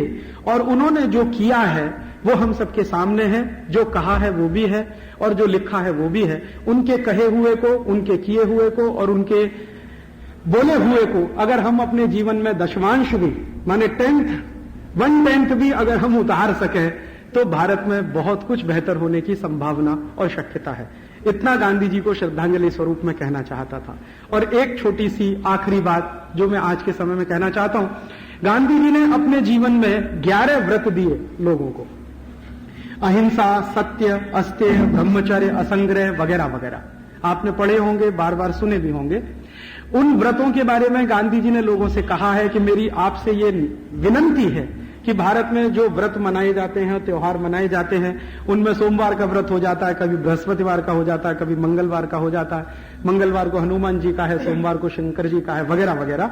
उन व्रतों के बारे में गांधी ने कहा कि ये जो कर रहे हैं वो आप करिए, आपकी धार्मिक मान्यताओं के लिए मैं मेरी तरफ से कुछ नहीं कहना चाहता और उसमें हस्तक्षेप भी नहीं करना चाहता। लेकिन उन्होंने कहा है कि व्रत अगर आप कर सकें तो देश के लिए भी करिए। एक तो हम व्रत करते हैं मोक्ष के लिए कि हमें मोक्ष मिल जाए। हमारे जीवन में एक मान्यता हमने रखी हुई है और वो मान्यता ये है, आप जितने भी लोग यहां बैठे हैं, आपके साथ मैं भी इसमें शामिल हूं, हम सबकी मान्यता ये है कि पुनर्जन्म होता है, बार बार जन्म होता है, व्यक्ति बार बार जन्म लेता है। और हमारे जो धर्मशास्त्र हैं या बड़े जो धर्म गुरु हैं, उनकी बात अगर आप सुने और उसको कभी समझने की कोशिश करें तो हर एक धर्मगुरु या हर एक धर्मशास्त्र ये कहता है कि भारत में जन्म लेने वाले को 84 लाख योनियों में से गुजरना पड़ता है। कभी मच्छर बन सकते हैं, कभी मक्खी बन सकते हैं, कभी गाय बन सकते हैं, कभी बैल बन सकते हैं। मनुष्य बनना बड़ा मुश्किल होता है और मनुष्य की योनि मिलना तो विरले लोगों को मिलता है। उसके बारे में सांख्य दर्शन है, वो ये कहता है कि आपने पुराने जन्म में कुछ अच्छे कर्म किए होंगे तो आप शायद मनुष्य बन गए हैं। तो गांधी जी ने उसी दर्शन को आगे बढ़ाते हुए लोगों के सामने ये कहा कि आप अपने मोक्ष के लिए अच्छे काम करें, व्रत करें, धार्मिक मान्यताओं का पालन करें, वो तो ठीक ही है, लेकिन देश के कल्याण के लिए भी व्रत करिए, ये उनका कहना था। और उनका ये कहना था कि अगर भारत का कल्याण नहीं होगा तो आप में से किसी को मोक्ष नहीं मिलेगा। बिल्कुल स्पष्ट कह दिया। यह कहने की हिम्मत आज तक किसी धर्मगुरु में नहीं हुई। मैंने हिंदुस्तान के इतिहास में शंकराचार्य से लेकर आज तक बहुत सारे धर्मगुरुओं को पढ़ा और काफी को आज के जमाने में सुना भी। किसी में हिम्मत नहीं है यह कहने की कि जब तक देश का कल्याण नहीं होगा तुमको मोक्ष नहीं मिलेगा, तुम्हारी आत्मा भटकती ही रहेगी। तो देश का कल्याण कर लो, तुम्हारा मोक्ष अपने आप हो जाएगा। और फिर किसी ने गांधी जी से पूछा कि आप ये सब काय के लिए करते हैं? अंग्रेजों को भगाना, हिंदुस्तान को नए सिरे से खड़ा करना। तो गांधी जी ने कहा यह सब मैं मोक्ष के लिए करता हूं। यह मत कहना कि भारत की आजादी के लिए करता हूं, यह उनका लिखा हुआ वाक्य है। यह सब मैं मोक्ष के लिए करता हूं। तो किसी ने कहा मोक्ष माने क्या? कि ईश्वर की प्राप्ति। तो ईश्वर की प्राप्ति के लिए मैंने यह तय किया है मेरा रास्ता।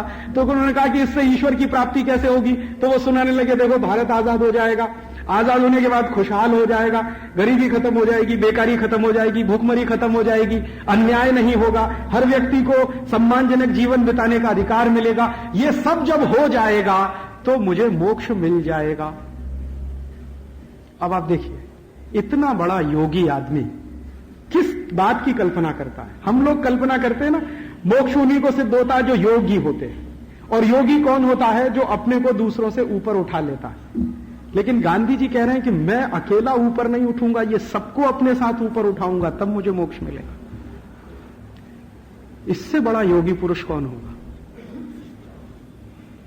तो इस योगी पुरुष के जीवन से अगर हम कुछ सीख सकें वो यही कि हम अपने आप को ही नहीं, दूसरों को भी अपने साथ उठाएं।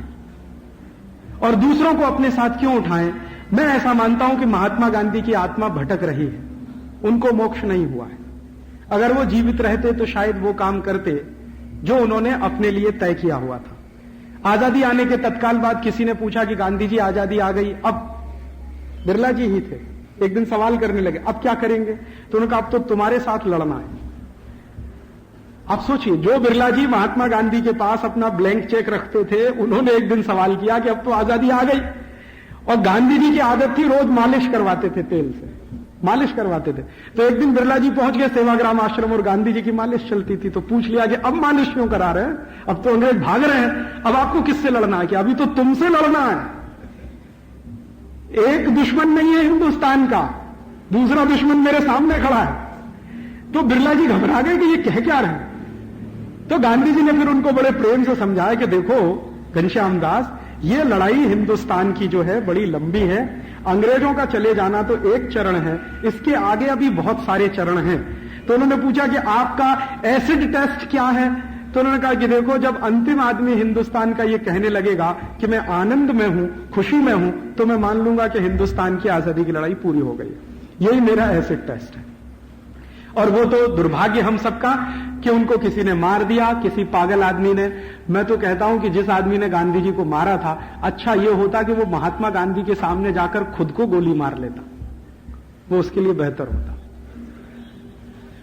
उसने बजाय गांधी जी को गोली मारने के अपने को गोली मार लेनी चाहिए थी, वो उसके लिए ज्यादा बेहतर होता। लेकिन खैर ठीक है, दुर्घटनाएं होती रहती हैं और आगे भी होती रहेंगी, उसके लिए कभी अफसोस नहीं करना चाहिए। हमें यह भी अफसोस नहीं करना चाहिए कि गांधी जी हमारे बीच में नहीं है, क्योंकि वो हमेशा लोगों से ये कहते थे, कार्यकर्ताओं से, कि मैं रहूं ना रहूं, मेरा जीवन तुम्हारे लिए संदेश की तरह से है पूरा।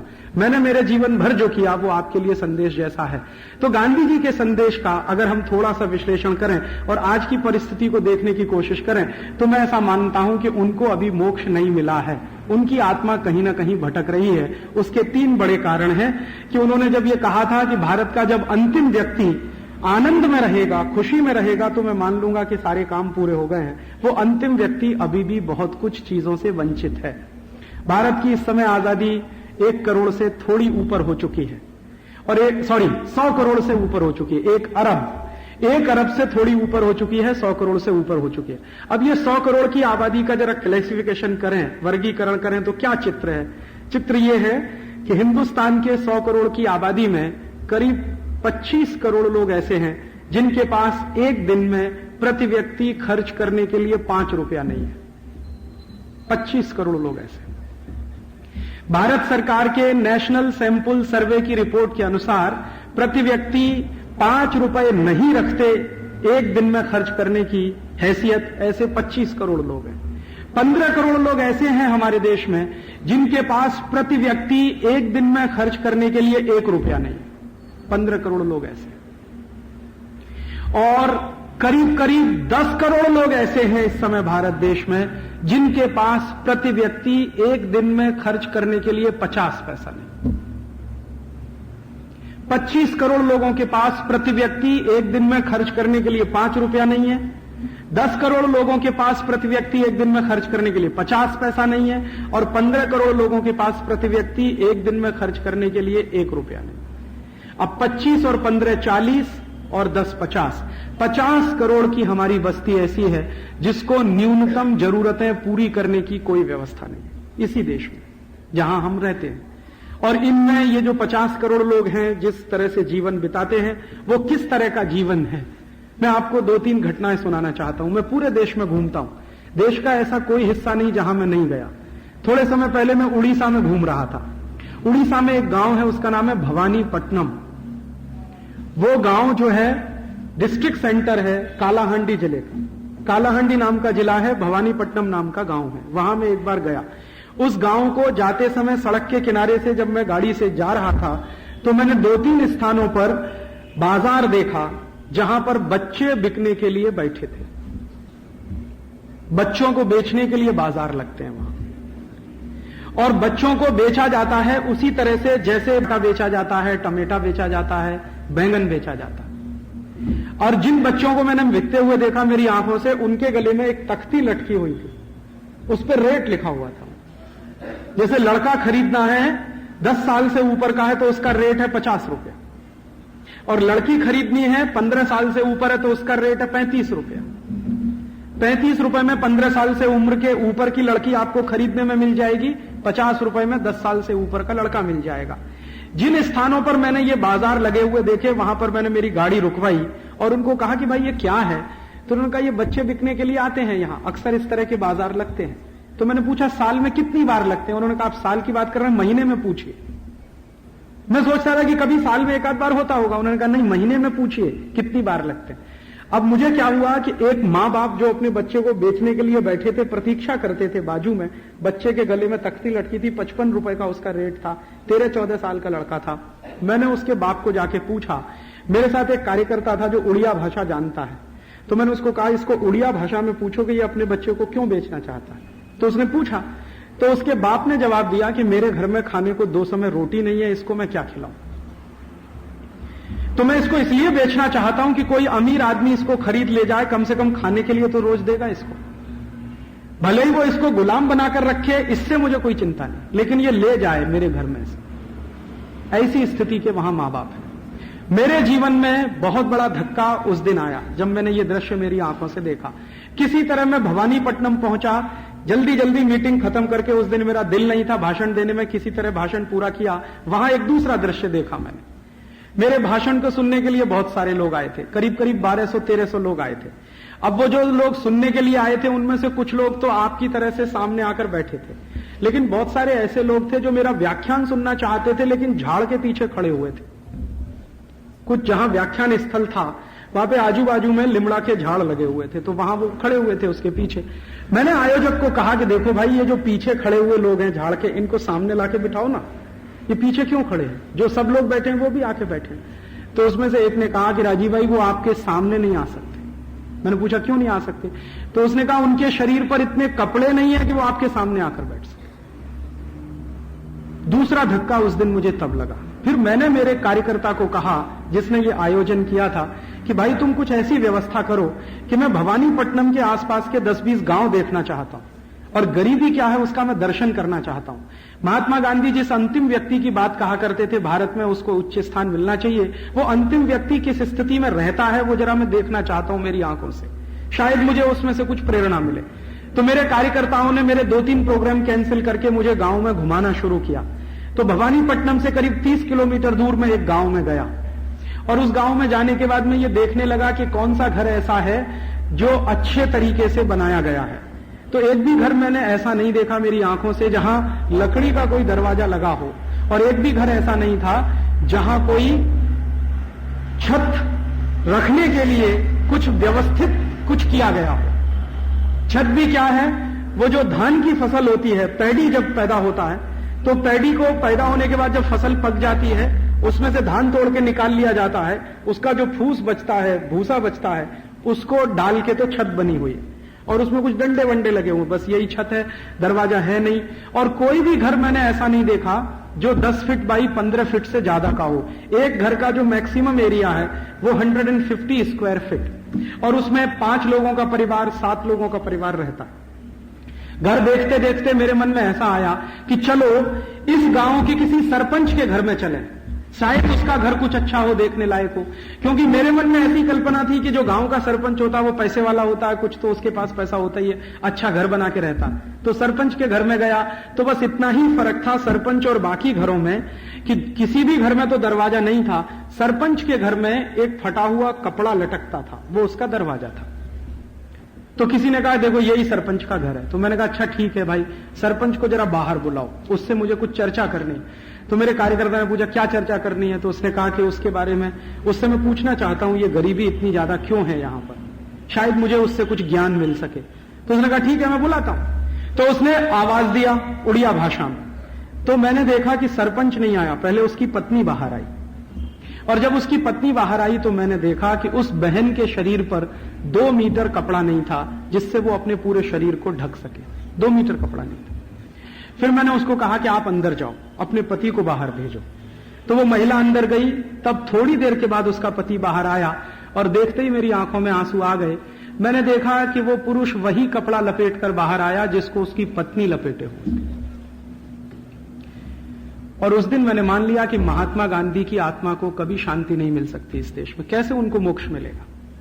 जिस अंतिम व्यक्ति की कल्पना करके वो इस देश में से चले गए, वो अंतिम व्यक्ति आज इस स्थिति में है कि 2 मीटर कपड़ा नहीं अपने शरीर पर पहनने के लिए, और एक ही कपड़ा है, उसको बदल बदल कर पत्नी लपेटती है और पति लपेटता है। पत्नी जब पानी भरने के लिए जाती है तो कपड़े को लपेट कर जाती है, पति जब बाजार में कहीं मजदूरी का काम करने के लिए जाता है तो पत्नी को अंदर रख के वो कपड़ा लपेट कर बाहर जाता है। ऐसी परिस्थिति में हिंदुस्तान के करोड़ों परिवार रहते हैं।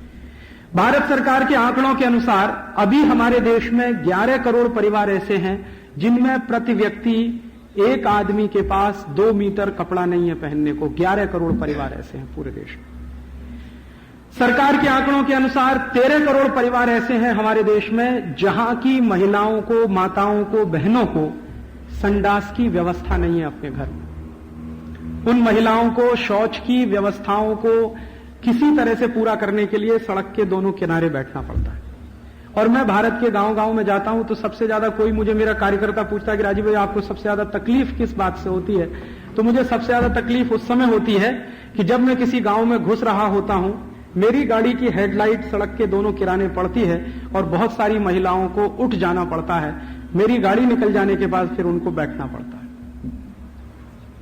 उस समय मेरे दिल को सबसे ज्यादा चोट लगती है और मैं अंदर ही अंदर कुड़ता रहता हूं, घुलता रहता हूं कि आजादी के 53 वर्षों के बाद हम 13 करोड़ परिवारों को संडास की व्यवस्था नहीं दे पाए, 11 करोड़ परिवारों को पहनने के लिए प्रति व्यक्ति 2 मीटर कपड़ा नहीं दे पाए।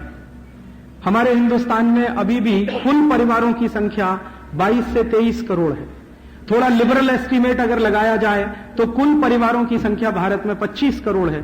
तो 25 करोड़ परिवारों में से 13 करोड़ इतनी गरीबी में रहते हैं कि ना तो उनके पास पहनने को कपड़ा है, ना संडास की व्यवस्था है, ना खाने को ठीक से भोजन है, 2 समय को ठीक से मिलता नहीं। कभी मिल जाए तो वो धन्यता मानते हैं, अगले दिन ईश्वर से प्रार्थना करते हैं कि इसी तरह से मिलता रहे। तो एक तो ये भारत का चित्र है, और दूसरी तरफ भारत का एक चित्र और है जिसको देखकर मुझे कभी खुन्नस आती है, मन में गुस्सा भी आता है, और वो चित्र है बंबई का, दिल्ली का, बंगलौर का, मद्रास का, कलकत्ता का। वो चित्र क्या है मेरे मन में जो गुस्सा पैदा करता है, वो ये कि वहां उड़ीसा के गांव में रहने वाला आदमी रोज 8 घंटे हाड़-तोड़ मेहनत करता है और उसकी पत्नी को 2 मीटर पहनने को कपड़ा नहीं मिलता, और यहां बंबई के स्टॉक एक्सचेंज में बैठकर कोई आदमी सिर्फ फोन पर हाय हेलो करता है और एक दिन में 1000 करोड़ बना लेता। तब मुझे खुन्नस आती है कि ये कौन सी व्यवस्था है जहां हिंदुस्तान का सबसे अंतिम आदमी 8 घंटे मेहनत करे, कहीं हाड़ तोड़ धान लगाए, गेहूं लगाए, गन्ना लगाए, हमारे खाने के लिए पैदा करे, उसको खाने को 2 समय की रोटी नहीं, सबसे ज्यादा मेहनत होती है खेती के काम में, उससे ज्यादा मेहनत का काम दुनिया में कोई दूसरा नहीं। सबसे ज्यादा स्किल्ड वर्क है दुनिया में, वो खेती का काम है, उससे ज्यादा स्किल्ड दुनिया में कोई काम नहीं। तो उसको 8 घंटे भयंकर मेहनत करने के बाद भी 2 समय खाने को ना मिले, पहनने को ना मिले, उसकी पत्नी को संडास के लिए बाथरूम ना मिले, और दूसरी तरफ यहां फोन पर कुछ इधर उधर करके एक एक आदमी 1000 करोड़ बनाए, 2000 करोड़ बनाए, 5000 करोड़ बनाए। और मैं तो पता नहीं कैसी एक बीमारी फैल गई है हमारे देश के लोगों में कि कुछ लोगों ने तो संकल्प कर लिया है कि 1000 करोड़ से कम संपत्ति होनी ही नहीं चाहिए उनकी, रात दिन उसी में लगे हुए। पूरी जिंदगी का उनका एक टारगेट है कि मेरे पास 1000 करोड़ की प्रॉपर्टी, किसी ने बना रखा है 5000 करोड़ की प्रॉपर्टी, किसी ने बना रखा है 10,000 करोड़ की प्रॉपर्टी। और ये लोग जो 1000 करोड़, 2000 करोड़, 5000 करोड़, 10,000 करोड़ बना रहे हैं, उनको ये नहीं मालूम है कि ये सबका सब एक दिन में ध्वस्त हो सकता है कच्छ की तरह से।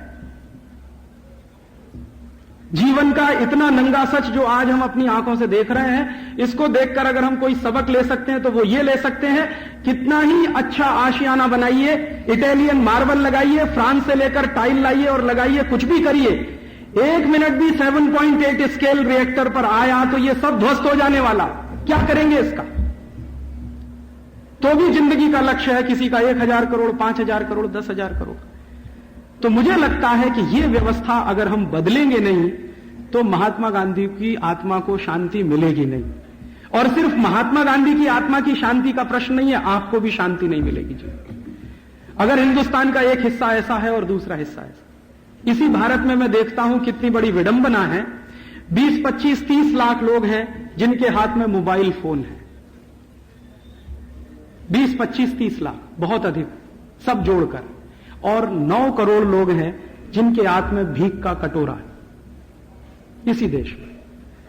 9 करोड़ लोगों को हाथ में हमने भीख का कटोरा दे रखा है और 20-25 लाख लोगों के हाथ में हमने मोबाइल फोन दे रखे हैं, और हम कहते हैं कि भारत का विकास हो रहा है और बहुत तेजी से विकास हो रहा है। हमारा ग्रोथ रेट हम कैलकुलेट करते रहते हैं, 6.5 हो जाना चाहिए, 7.9 हो जाना चाहिए, 10 हो जाना चाहिए, 15 हो जाना चाहिए। कुछ मतलब नहीं है इस ग्रोथ रेट का कि 9 करोड़ लोगों के हाथ से भीख का कटोरा अगर आप नहीं निकाल पाते। कोशिश तो ऐसी करिए कि हिंदुस्तान के हर आदमी के हाथ में मोबाइल फोन हो, तब तो उसमें कुछ सार्थकता है। और अगर ऐसा हिंदुस्तान नहीं बना सकते हम, तो यह हिंदुस्तान आपको जिंदा भी नहीं रहने देगा।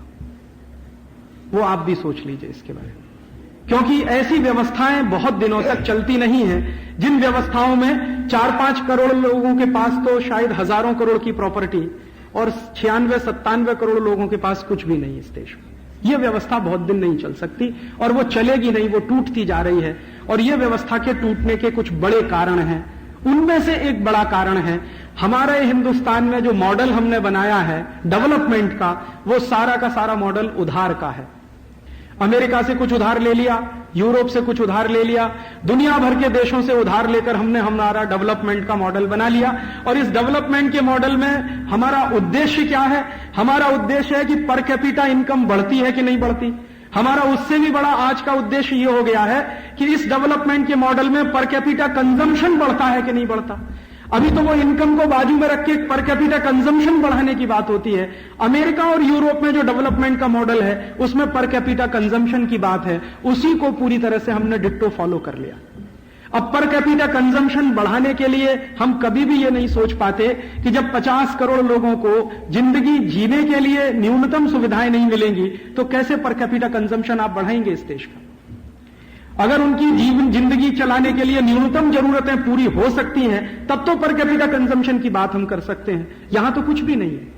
यूरोप और अमेरिका ने यह पर कैपिटा कंजम्पशन का जो मॉडल बनाया है उसके पीछे एक बड़ी विशेषता है, उसको अगर हम समझ लें तो शायद कुछ चीजें समझ में आने लगेंगी। और यही कह के मैं ये व्याख्यान पूरा करना चाहता हूं कि जिस यूरोप और अमेरिका ने यह पर कैपिटा कंजम्पशन का मॉडल बनाया है उनकी इकोनॉमी की कुछ मान्यताएं हैं, और उनकी इकोनॉमी की जो मान्यताएं हैं वो सोसाइटी में से निकली। उनकी अपनी कुछ सोशल मान्यताएं भी हैं, उनके समाज की भी अपनी मान्यताएं हैं। जैसे यूरोप और अमेरिका का समाज है वो ये कहता है कि पूरा का पूरा जो व्यक्ति है वो सुप्रीम है, बाकी दुनिया में जो कुछ भी है वो व्यक्ति के अधीन है। माने दुनिया का जो ढांचा है उसमें पेड़ हैं, पंछी हैं, पौधे हैं, हमारी नदियां हैं, पहाड़ हैं, पर्वत हैं, झरने हैं, ये सब व्यक्ति के लिए हैं। व्यक्ति सुप्रीम है, बाकी सब उसके नीचे है। ये फिलॉसफी है यूरोप की। इसी फिलॉसफी का पूरी दुनिया में प्रचार किया था रूसों ने। रूसों के पहले देकार्ते ने, देकार्ते के और पहले चले हैं तो जो दो बड़े दार्शनिक माने जाते हैं जैसे प्लेटो वगैरह वगैरह, उन्होंने इसी दर्शन का प्रचार किया। इस दर्शन में से क्या निकला? मनुष्य महत्व का है, बाकी सब उसके नीचे है, तो मनुष्य सुप्रीम है, बाकी सब उसके अधीन है। तो मनुष्य चाहे तो प्रकृति का भी नाश कर सकता है, मनुष्य चाहे तो दुनिया के दूसरे लोगों को गुलाम भी बना सकता है। तो दूसरों को गुलाम बना लेना वो पाप नहीं मानते, दूसरों को लूट लेना वो पाप नहीं मानते, दूसरों को सबसर्विएंट बना लेना में उनको कोई तकलीफ नहीं होती। इस मान्यता में से यूरोप बना, इसी मान्यता में से अमेरिका बना।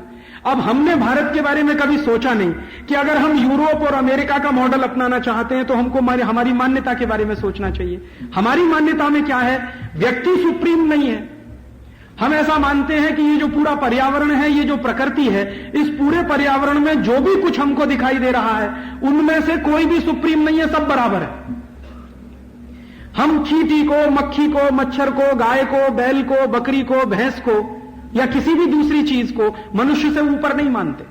सांख्य दर्शन में एक श्लोक है और ऋग्वेद में भी एक श्लोक है, दोनों में स्पष्ट कहा गया है कि जो जीव हैं, जो जंतु हैं और मनुष्य हैं, ये सब समकक्ष है। तो हमारी मान्यता सबको बराबर मानने की है। तो हमने बराबरी की मान्यता रखी है और उन्होंने मनुष्य को सुप्रीम बनाया है। अब हमने चूंकि बराबरी की मान्यता रखी है, इसलिए उसी में से यह कल्पना भी निकली है कि भाई प्रकृति का नाश मत करो, क्योंकि प्रकृति किसी मनुष्य के अधीन नहीं है। जीव जंतुओं का नाश मत करो, क्योंकि ये जीव जंतु किसी के अधीन नहीं है। भले ही वो कमजोर हैं या ताकतवर हैं, इसका बहस हमने कभी नहीं चलाया। यूरोप और अमेरिका में ये जो इकोनॉमी आई है, जिस इकोनॉमी के आधार पर वहां सब कुछ चलता है, उसका एक बेसिक प्रिंसिपल है और वो प्रिंसिपल है survival of the fittest.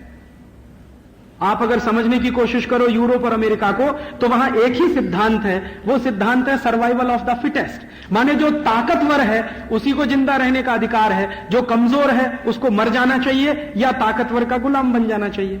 Bharat की जो फिलॉसफी है वो इसके ठीक उल्टी है। भारत की फिलॉसफी है सर्वाइवल ऑफ द वीकेस्ट।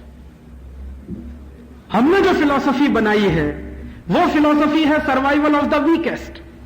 या बल्कि मैं एक कदम आगे जाकर कहूं तो भारत का जो जैन दर्शन है, बौद्ध दर्शन है या जो पारंपरिक हिंदू दर्शन है, उन तीनों को अगर एक वाक्य में लाना हो तो हमारी फिलॉसफी है survival of the all including the weakest. और यूरोप और अमेरिका की फिलॉसफी है सर्वाइवल ऑफ द फिटेस्ट। हम मानते हैं survival of the all including the weakest, और वो मानते ही नहीं कि वीकेस्ट के लिए कुछ होना। तो उनके जो मॉडल हैं उनमें गरीबों के लिए, मुफलिसों के लिए, बेकारों के लिए, मर जाने वाले लोगों के लिए कोई स्थान नहीं है। मरते हैं तो मर जाएं। अमेरिका को बनाने में 10-11 करोड़ रेड इंडियंस मर गए, किसी को अफसोस नहीं है इस बात का। अमेरिका की इतनी वैभव तैयार करने में दुनिया के करोड़ों लोगों को लूट लेना पड़ा, उसका उनको कोई अफसोस नहीं है। यूरोप को इतना भव्य बनाने में दुनिया के 50 देशों की संपत्ति लूटी गई, उनको कोई अफसोस नहीं है। तो वो कहते हैं कि जो गरीब है, बेकार है, मुफलिसी वाला, उसको तो मर जाना चाहिए, जो ताकतवर है उसी को जिंदा रहना चाहिए। तो ताकतवर को जिंदा रहने का जब सिद्धांत आप बनाएंगे तो उसमें से निकलेगा कंपटीशन, और कमजोर से कमजोर को जिंदगी बिताने का अधिकार आप देंगे तो उसमें से निकलेगा कोऑपरेशन। भारतीय जो सभ्यता है वो कोऑपरेशन प्रधान है, अमेरिकन और यूरोपियन जो सभ्यता है वो कंपटीशन प्रधान है। अब हम फंस गए हैं कंपटीशन प्रधान सभ्यता में, जबकि हम रहते हैं कोऑपरेशन प्रधान सोसाइटी में। हमारी जिंदगी का कॉन्ट्रडिक्शन देखिए, जिंदगी की कितनी बड़ी डाइकोटोमी हम हैं कि मान्यता हमारी कंपटीशन वाली है और रहने की जगह कोऑपरेशन वाली है। कैसे चलेगी ये व्यवस्था? और चूंकि हमने कंपटीशन प्रधान मान्यता को अपने दिमाग में भर लिया और ये माना कि बिना कंपटीशन के डेवलपमेंट नहीं होता, मैं ये कहता हूं कि भारतीयता में बिना कोऑपरेशन के डेवलपमेंट नहीं हो सकता। तो हमने क्या किया कि कंपटीशन प्रधान मान्यताओं की चीजों को, तकनीकी को और उनके संसाधनों को लेना शुरू किया और जबरदस्ती उसको कोऑपरेशन प्रधान सोसाइटी में इंप्लीमेंट करना शुरू किया। उसमें से ये निकला है जो आज हम देखते हैं कि 20 लाख लोगों के हाथ में मोबाइल फोन, 9 करोड़ लोगों के हाथ में भीख का कटोरा, 3-4 करोड़ लोगों के पास हजारों करोड़ की प्रॉपर्टी और 96-97 करोड़ लोगों को खाने के लिए भी नहीं। ये इसी में से निकला है। अब हमारे सामने प्रश्न यह है कि हम करें क्या। तो महात्मा गांधी को अगर सच्ची श्रद्धांजलि हम देना चाहते हैं तो ये करें। गांधी जी कहते थे कि किसी भी देश की इकोनॉमी उस देश की मान्यताओं के आधार पर अगर बनेगी तो सस्टेनेबल होगी, और उस देश की मान्यताओं के विरुद्ध कोई मान्यताओं को आयात करके बनेगी तो सस्टेनेबल नहीं होगी। हम अगर हमारी इकोनॉमी को सस्टेनेबल बनाना चाहते हैं तो अपनी मान्यताओं के हिसाब से नया स्ट्रक्चर खड़ा करना पड़ेगा जिसमें कोऑपरेशन की प्रधानता होगी, कंपटीशन की नहीं। अगर हम कोऑपरेशन की प्रधानता के आधार पर काम करना शुरू करें तो ये जो दिखाई दे रहा है भारत, इसको 20 साल में हम बदल सकते हैं। बहुत मुश्किल नहीं है। और इस भारत को अगले 20 से 25 सालों में बदल देने के लिए मैंने एक प्लान तैयार किया, और वो प्लान अगले 25 वर्षों के लिए तैयार किया। और मैं चाहता हूं कि अगले 25 वर्षों तक इस प्लान पर हम सब लोग अगर काम करें तो 25 वर्षों के बाद हमारी जो नई पीढ़ी जवान होगी, जैसे ये सामने कुछ बच्चे मुझे दिखाई दे रहे हैं, ये शायद उस भारत के बारे में जो गांधी जी ने कभी सपना देखा था रह सकेंगे ऐसे भारत में, और उसको और बेहतर बनाने के लिए काम कर सकेंगे। आप पूछेंगे राजीव भाई ये 25 साल की जो योजना है इसके कुछ सूत्र आप बता दीजिए। 2-3 सूत्र बता के मेरा व्याख्यान में पूरा करता हूं। सबसे पहला सूत्र ये है कि हमारे देश में ये जो कंपटीशन घुस गया, इसमें से बाहर निकलना है हमको। तो कंपटीशन से बाहर निकलने के लिए दूसरा विकल्प क्या है? कोऑपरेशन में जाना है। तो कोऑपरेशन के लिए क्या करना है? हर एक व्यक्ति दूसरे की मदद करे। मैं रहता हूं, मेरा कोई पड़ोसी है, वो मुझसे नीची स्थिति में है, तो मैं उसकी मदद करूं। उसका कोई पड़ोसी है, वो उसकी मदद करे। उसका कोई पड़ोसी है, वो उसकी मदद करे। अब आप पूछोगे कि मदद कैसे करें? खैरात दें क्या उसको? पैसा दें क्या? भीख दें? भीख नहीं चाहिए उसको, खैरात भी नहीं चाहिए उसको। उसको सम्मानजनक जिंदगी बिताने के लिए कुछ जरूरतें हैं, वो पूरा करने के लिए आपका सहयोग चाहिए। तो आप कैसा सहयोग कर सकते हैं? मैं आपसे निवेदन यह करना चाहता हूं कि आप जिस मोहल्ले में रहते हैं, जिस गांव में रहते हैं, जिस सोसाइटी में रहते हैं, अगर उसके आसपास कुछ गरीब लोग हैं और वो कुछ उत्पादन करते हैं या कुछ व्यापार करते हैं, तो आप उनके उत्पादन को खरीदने का काम करें, उनके व्यापार को प्रमोट करने का काम करें। यही मदद आपकी उनके लिए सबसे बड़ी मदद होगी। उनको आपसे एड नहीं चाहिए, ट्रेड चाहिए। ये जो हमारे मन में घुस गया है ना कि हम एड देते रहे तो मदद, कुछ नहीं, उनको ट्रेड चाहिए। बहुत कुछ लोग बनाते हैं हमारे देश में, लेकिन हम उसको इसलिए नहीं खरीदते कि वो कंपटीशन प्रधान नहीं है। और आयात होके बहुत कुछ आता है, हम उसको इसलिए खरीदते हैं कि वो कंपटीशन प्रधान है। चाइना से माल आ रहा है, अंधाधुंध बिक रहा है बंबई के बाजार में। क्यों बिक रहा है? कि हम कह रहे हैं वो कंपटीशन प्रधान है। क्यों प्रधान है? क्योंकि 1 रुपए का सेल बिक रहा है, ले लो भाई। टॉर्च बिक रही है 5 रुपए की, 10 रुपए की ले लो। साइकिल मिल रही है 300-400 रुपए की, ले लो। चीन से आके कुछ भी सस्ते के सस्ते इलेक्ट्रॉनिक सामान मिल रहे हैं, ले लो। चीन से आके बहुत कुछ मिल रहा है, ले लो। अरे जरा सोचो आप अपने दिमाग पर जोर डालकर कि चीन से आने वाला माल इतना सस्ता क्यों मिल रहा है? चीन से आने वाला माल इसलिए सस्ता मिल रहा है, सबसे बड़ी बात कि उनके यहां कोई डेमोक्रेसी नहीं है, पूरा का पूरा डिक्टेटरशिप है। डिक्टेटरशिप इस तरह का है कि कोई मजदूर दिन भर काम करे और उसको 10 रुपए भी पगार न मिले तो उसके लिए वो कोई अफसोस नहीं करता कभी। आप जानते हैं हिंदुस्तान की करेंसी और चीन की करेंसी का अगर ध्यान रखा जाए तो एवरेज एक मजदूर को एक दिन में 10 रुपए मिलता है चीन। और चीन की सरकार चूंकि डिक्टेटरशिप वाली है तो वो बहुत सारे ऐसे लोगों से उत्पादन कराती है जिनको एक पैसा भी नहीं देती। जैसे चीन की जेलों में बहुत सारे कैदी बंद हैं, वो सारे कैदियों से प्रोडक्शन कराया जाता, बदले में एक ढेला उनको नहीं दिया जाता। और दूसरा, चीन ने यह संकल्प किया है कि हिंदुस्तान के मार्केट को तोड़ देना है, तो चीन की सरकार ने अपने बहुत सारे प्रोडक्ट पर एक्सपोर्ट सब्सिडी बढ़ा दिया। और एक्सपोर्ट सब्सिडी बढ़ाकर उन्होंने तीसरा एक बेहतरीन काम और किया है कि जो चीन में बनने वाला माल दुनिया के किसी भी देश में एक्सपोर्ट होगा उस पर लोकल टैक्सेस भी माफ। तो एक तो लोकल टैक्सेस माफ कर दिए, बिजली बहुत सस्ती कर दी है। आप हिंदुस्तान में एक फैक्ट्री चलाते हैं, इस समय आपको 4-4.5 रुपए यूनिट देना पड़ता होगा। चीन में वही एक फैक्ट्री चलती है, 90 पैसे यूनिट का खर्च आता है। तो 90 पैसे यूनिट की बिजली है। और चीन में अगर एक्सपोर्ट करो आप माल को तो उसके लिए उन्होंने रेट ऑफ इंटरेस्ट 1% से लेकर 4.5% के बीच में फिक्स किया हुआ है। 1.5% पर चीन में आपको अरबों डॉलर का लोन मिल सकता है अगर एक्सपोर्ट करना है। आपकी फैक्ट्री अगर एक्सपोर्ट ओरिएंटेड है तो फिर उन्होंने बिजली भी कम की हुई है। लेबर उनके यहां बहुत सस्ता है और कोई लेबर लॉ नहीं है। आज कान पकड़ के 10 लोगों को निकाल दीजिए, कल 100 लोगों को निकाल दीजिए, कोई अफसोस नहीं है, कोई कोर्ट में नहीं जा सकता, कुछ नहीं है वहां पर। तो इस तरह के कानून और इंफ्रास्ट्रक्चर होने के कारण उन्होंने अपने माल को बेहद सस्ता बना लिया। क्यों? क्योंकि कंपटीशन करना है ना।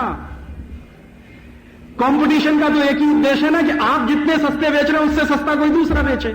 आप 10 रुपए में बैटरी बेच रहे हैं, वो 2 रुपए में बेचें। आप 2 रुपए पे आ जाएं तो वो 1.5 रुपए में बेचें। आप 1.5 पे आ जाएं वो 1.25 रुपए में। इसकी कोई लिमिट नहीं है कंपटीशन की। मैं कहना यह चाहता हूं, आप अगर कोशिश करेंगे कि हिंदुस्तान में हम सारे इंडस्ट्रीज को इस तरह से रीस्ट्रक्चर्ड करें कि हिंदुस्तान में भी बैटरी 1 रुपए की बिकने लगे, तो चीन वाले 50 पैसा कर देंगे उसका। फिर आप कोशिश करोगे चलो हम भी 50 पैसे में, वो 25 पैसा कर देंगे उसका। फिर आप 25 पे आओगे, वो कहेंगे 5 पैसे में ले लो। फिर आप कहोगे हम 5 में देंगे, वो कहेंगे मुफ्त में ले लो। फिर कोई दिन कहेंगे कि मुफ्त में क्यों, हमारी बैटरी लो, ऊपर से 5 रुपया और ले लो।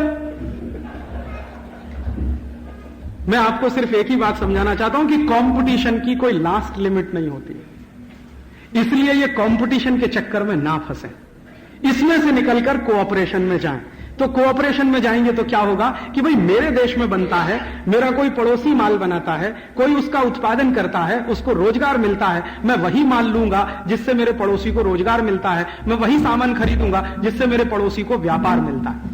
अगर हम उसको रोजगार दे सकें, व्यापार दे सकें, इसके लिए कोई कोऑपरेशन की नीति पूरी दुनिया में, पूरे देश में चलाएं, तो इसमें से हिंदुस्तान निकल आएगा जहां फंस गया है पूरा का पूरा देश। और ये जो मैं आपके सामने पेश कर रहा हूं, ये पिछले 10 वर्षों से बहुत ज्यादा सोचने के बाद मुझे समझ में आया कि हम कंपटीशन में फंस गए। कोऑपरेशन वाले लोग कंपटीशन में फंसेंगे तो ना तो वो कंपटीशन कर पाएंगे ना कोऑपरेशन कर पाएंगे। और कंपटीशन वालों के सामने अगर आप खड़े हो जाएंगे तो उनकी कोई लिमिट नहीं है, ना चीन की कोई लिमिट है, ना यूरोप के लोगों की कोई लिमिट है। आप उस लिमिट को कभी क्रॉस नहीं कर पाएंगे। तो वापस लौटें और अपनी कोऑपरेशन की दुनिया में चलें। और कोऑपरेशन की दुनिया क्या, फिर रिपीट कर रहा हूं अंतिम वाक्य, कि अगर आपके गांव में कुछ माल बनता है उसको पहले खरीदें, कोऑपरेशन ये है। आपके गांव में नहीं बनता, बाजू के किसी गांव में बनता है, उसको खरीदें, वो कोऑपरेशन। आपके 2 गांव के बाजू में नहीं बनता, किसी जिले में बनता है, उसको खरीदें, वो कोऑपरेशन है। और जिले में भी नहीं बनता, मेरे किसी प्रदेश में बनता है, उसको खरीदें, वो कोऑपरेशन है। प्रदेश में भी नहीं बनता, भारत के किसी दूसरे प्रदेश में बनता है, उसको खरीदें, वो कोऑपरेशन है। तो ये कोऑपरेशन की भावना अगर हम समझ पाए तो मैं मानता हूं कि भारत की पूरी व्यवस्था को बदलने के लिए ये एक बात काफी है। और कोऑपरेशन की दुनिया में हम अगर वापस लौट आए तो हिंदुस्तान की ये गरीबी, भुखमरी, बेकारी सब हम दूर कर सकते हैं। और गरीबी, भुखमरी, बेकारी को दूर कर पाए तो शायद अपने लिए भी और महात्मा गांधी की आत्मा के लिए मोक्ष की परिस्थितियां बना सकते हैं। तो मोक्ष की परिस्थिति बनाने के लिए सिर्फ मैं इतना ही कहना चाहता था।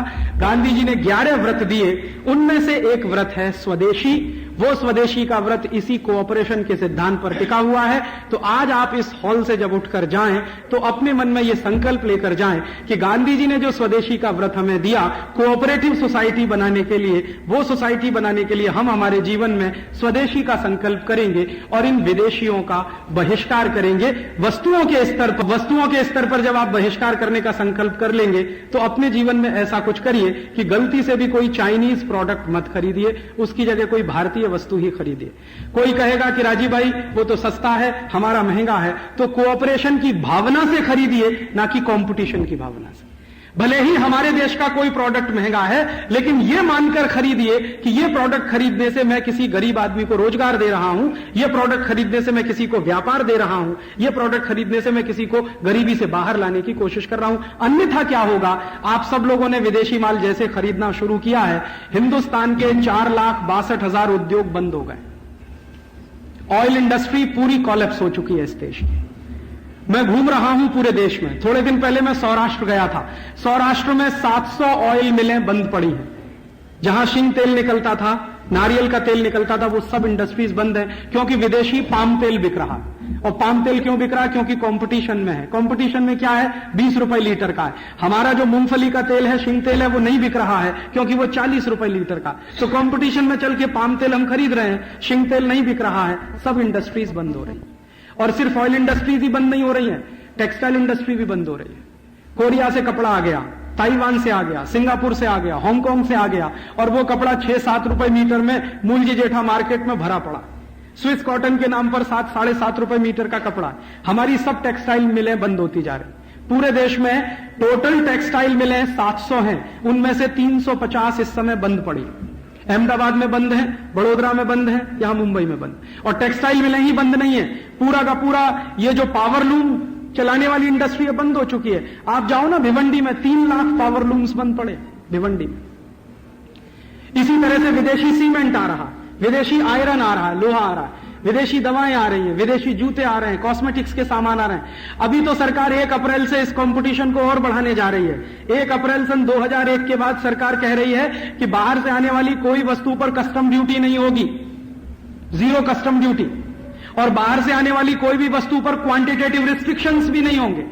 तो क्वांटिटेटिव रिस्ट्रिक्शंस हटा देंगे, कस्टम ड्यूटी पूरी विड्रॉ कर लेंगे, तो विदेशी माल बिकेगा हिंदुस्तान में 10 रुपए किलो, स्वदेशी माल होगा 50 रुपए किलो। तो लोगों के मन में क्या है, कंपटीशन बिठा दिया ना, तो वो कहेंगे कंपटीशन करो।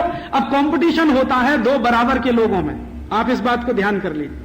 अगर चीन का कोई माल भारत में आकर बिकता है और चीन में उस माल का उत्पादन करने के लिए 90 पैसे यूनिट की बिजली है, 1.5% के रेट पर उनको 1.5% के ब्याज पर अरबों डॉलर का लोन है और 100% एक्सपोर्ट की सब्सिडी है, तो अगर यही फैसिलिटीज भारत में नहीं है तो कैसे कंपटीशन करेंगे?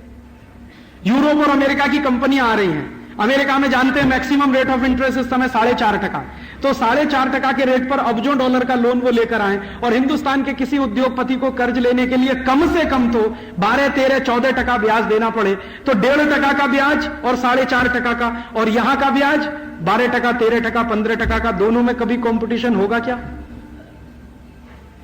विदेशी कंपनियां आती हैं, उनको 10 साल के लिए टैक्स हॉलिडे, और आपके ऊपर 43 डिपार्टमेंट बिठा दिए सरकार ने जो रोज आपका खून पीने थे। हिंदुस्तान में एक फैक्ट्री आप चलाइए, एक दिन में हिसाब जोड़ रहा था, 43 इंस्पेक्टर आते हैं।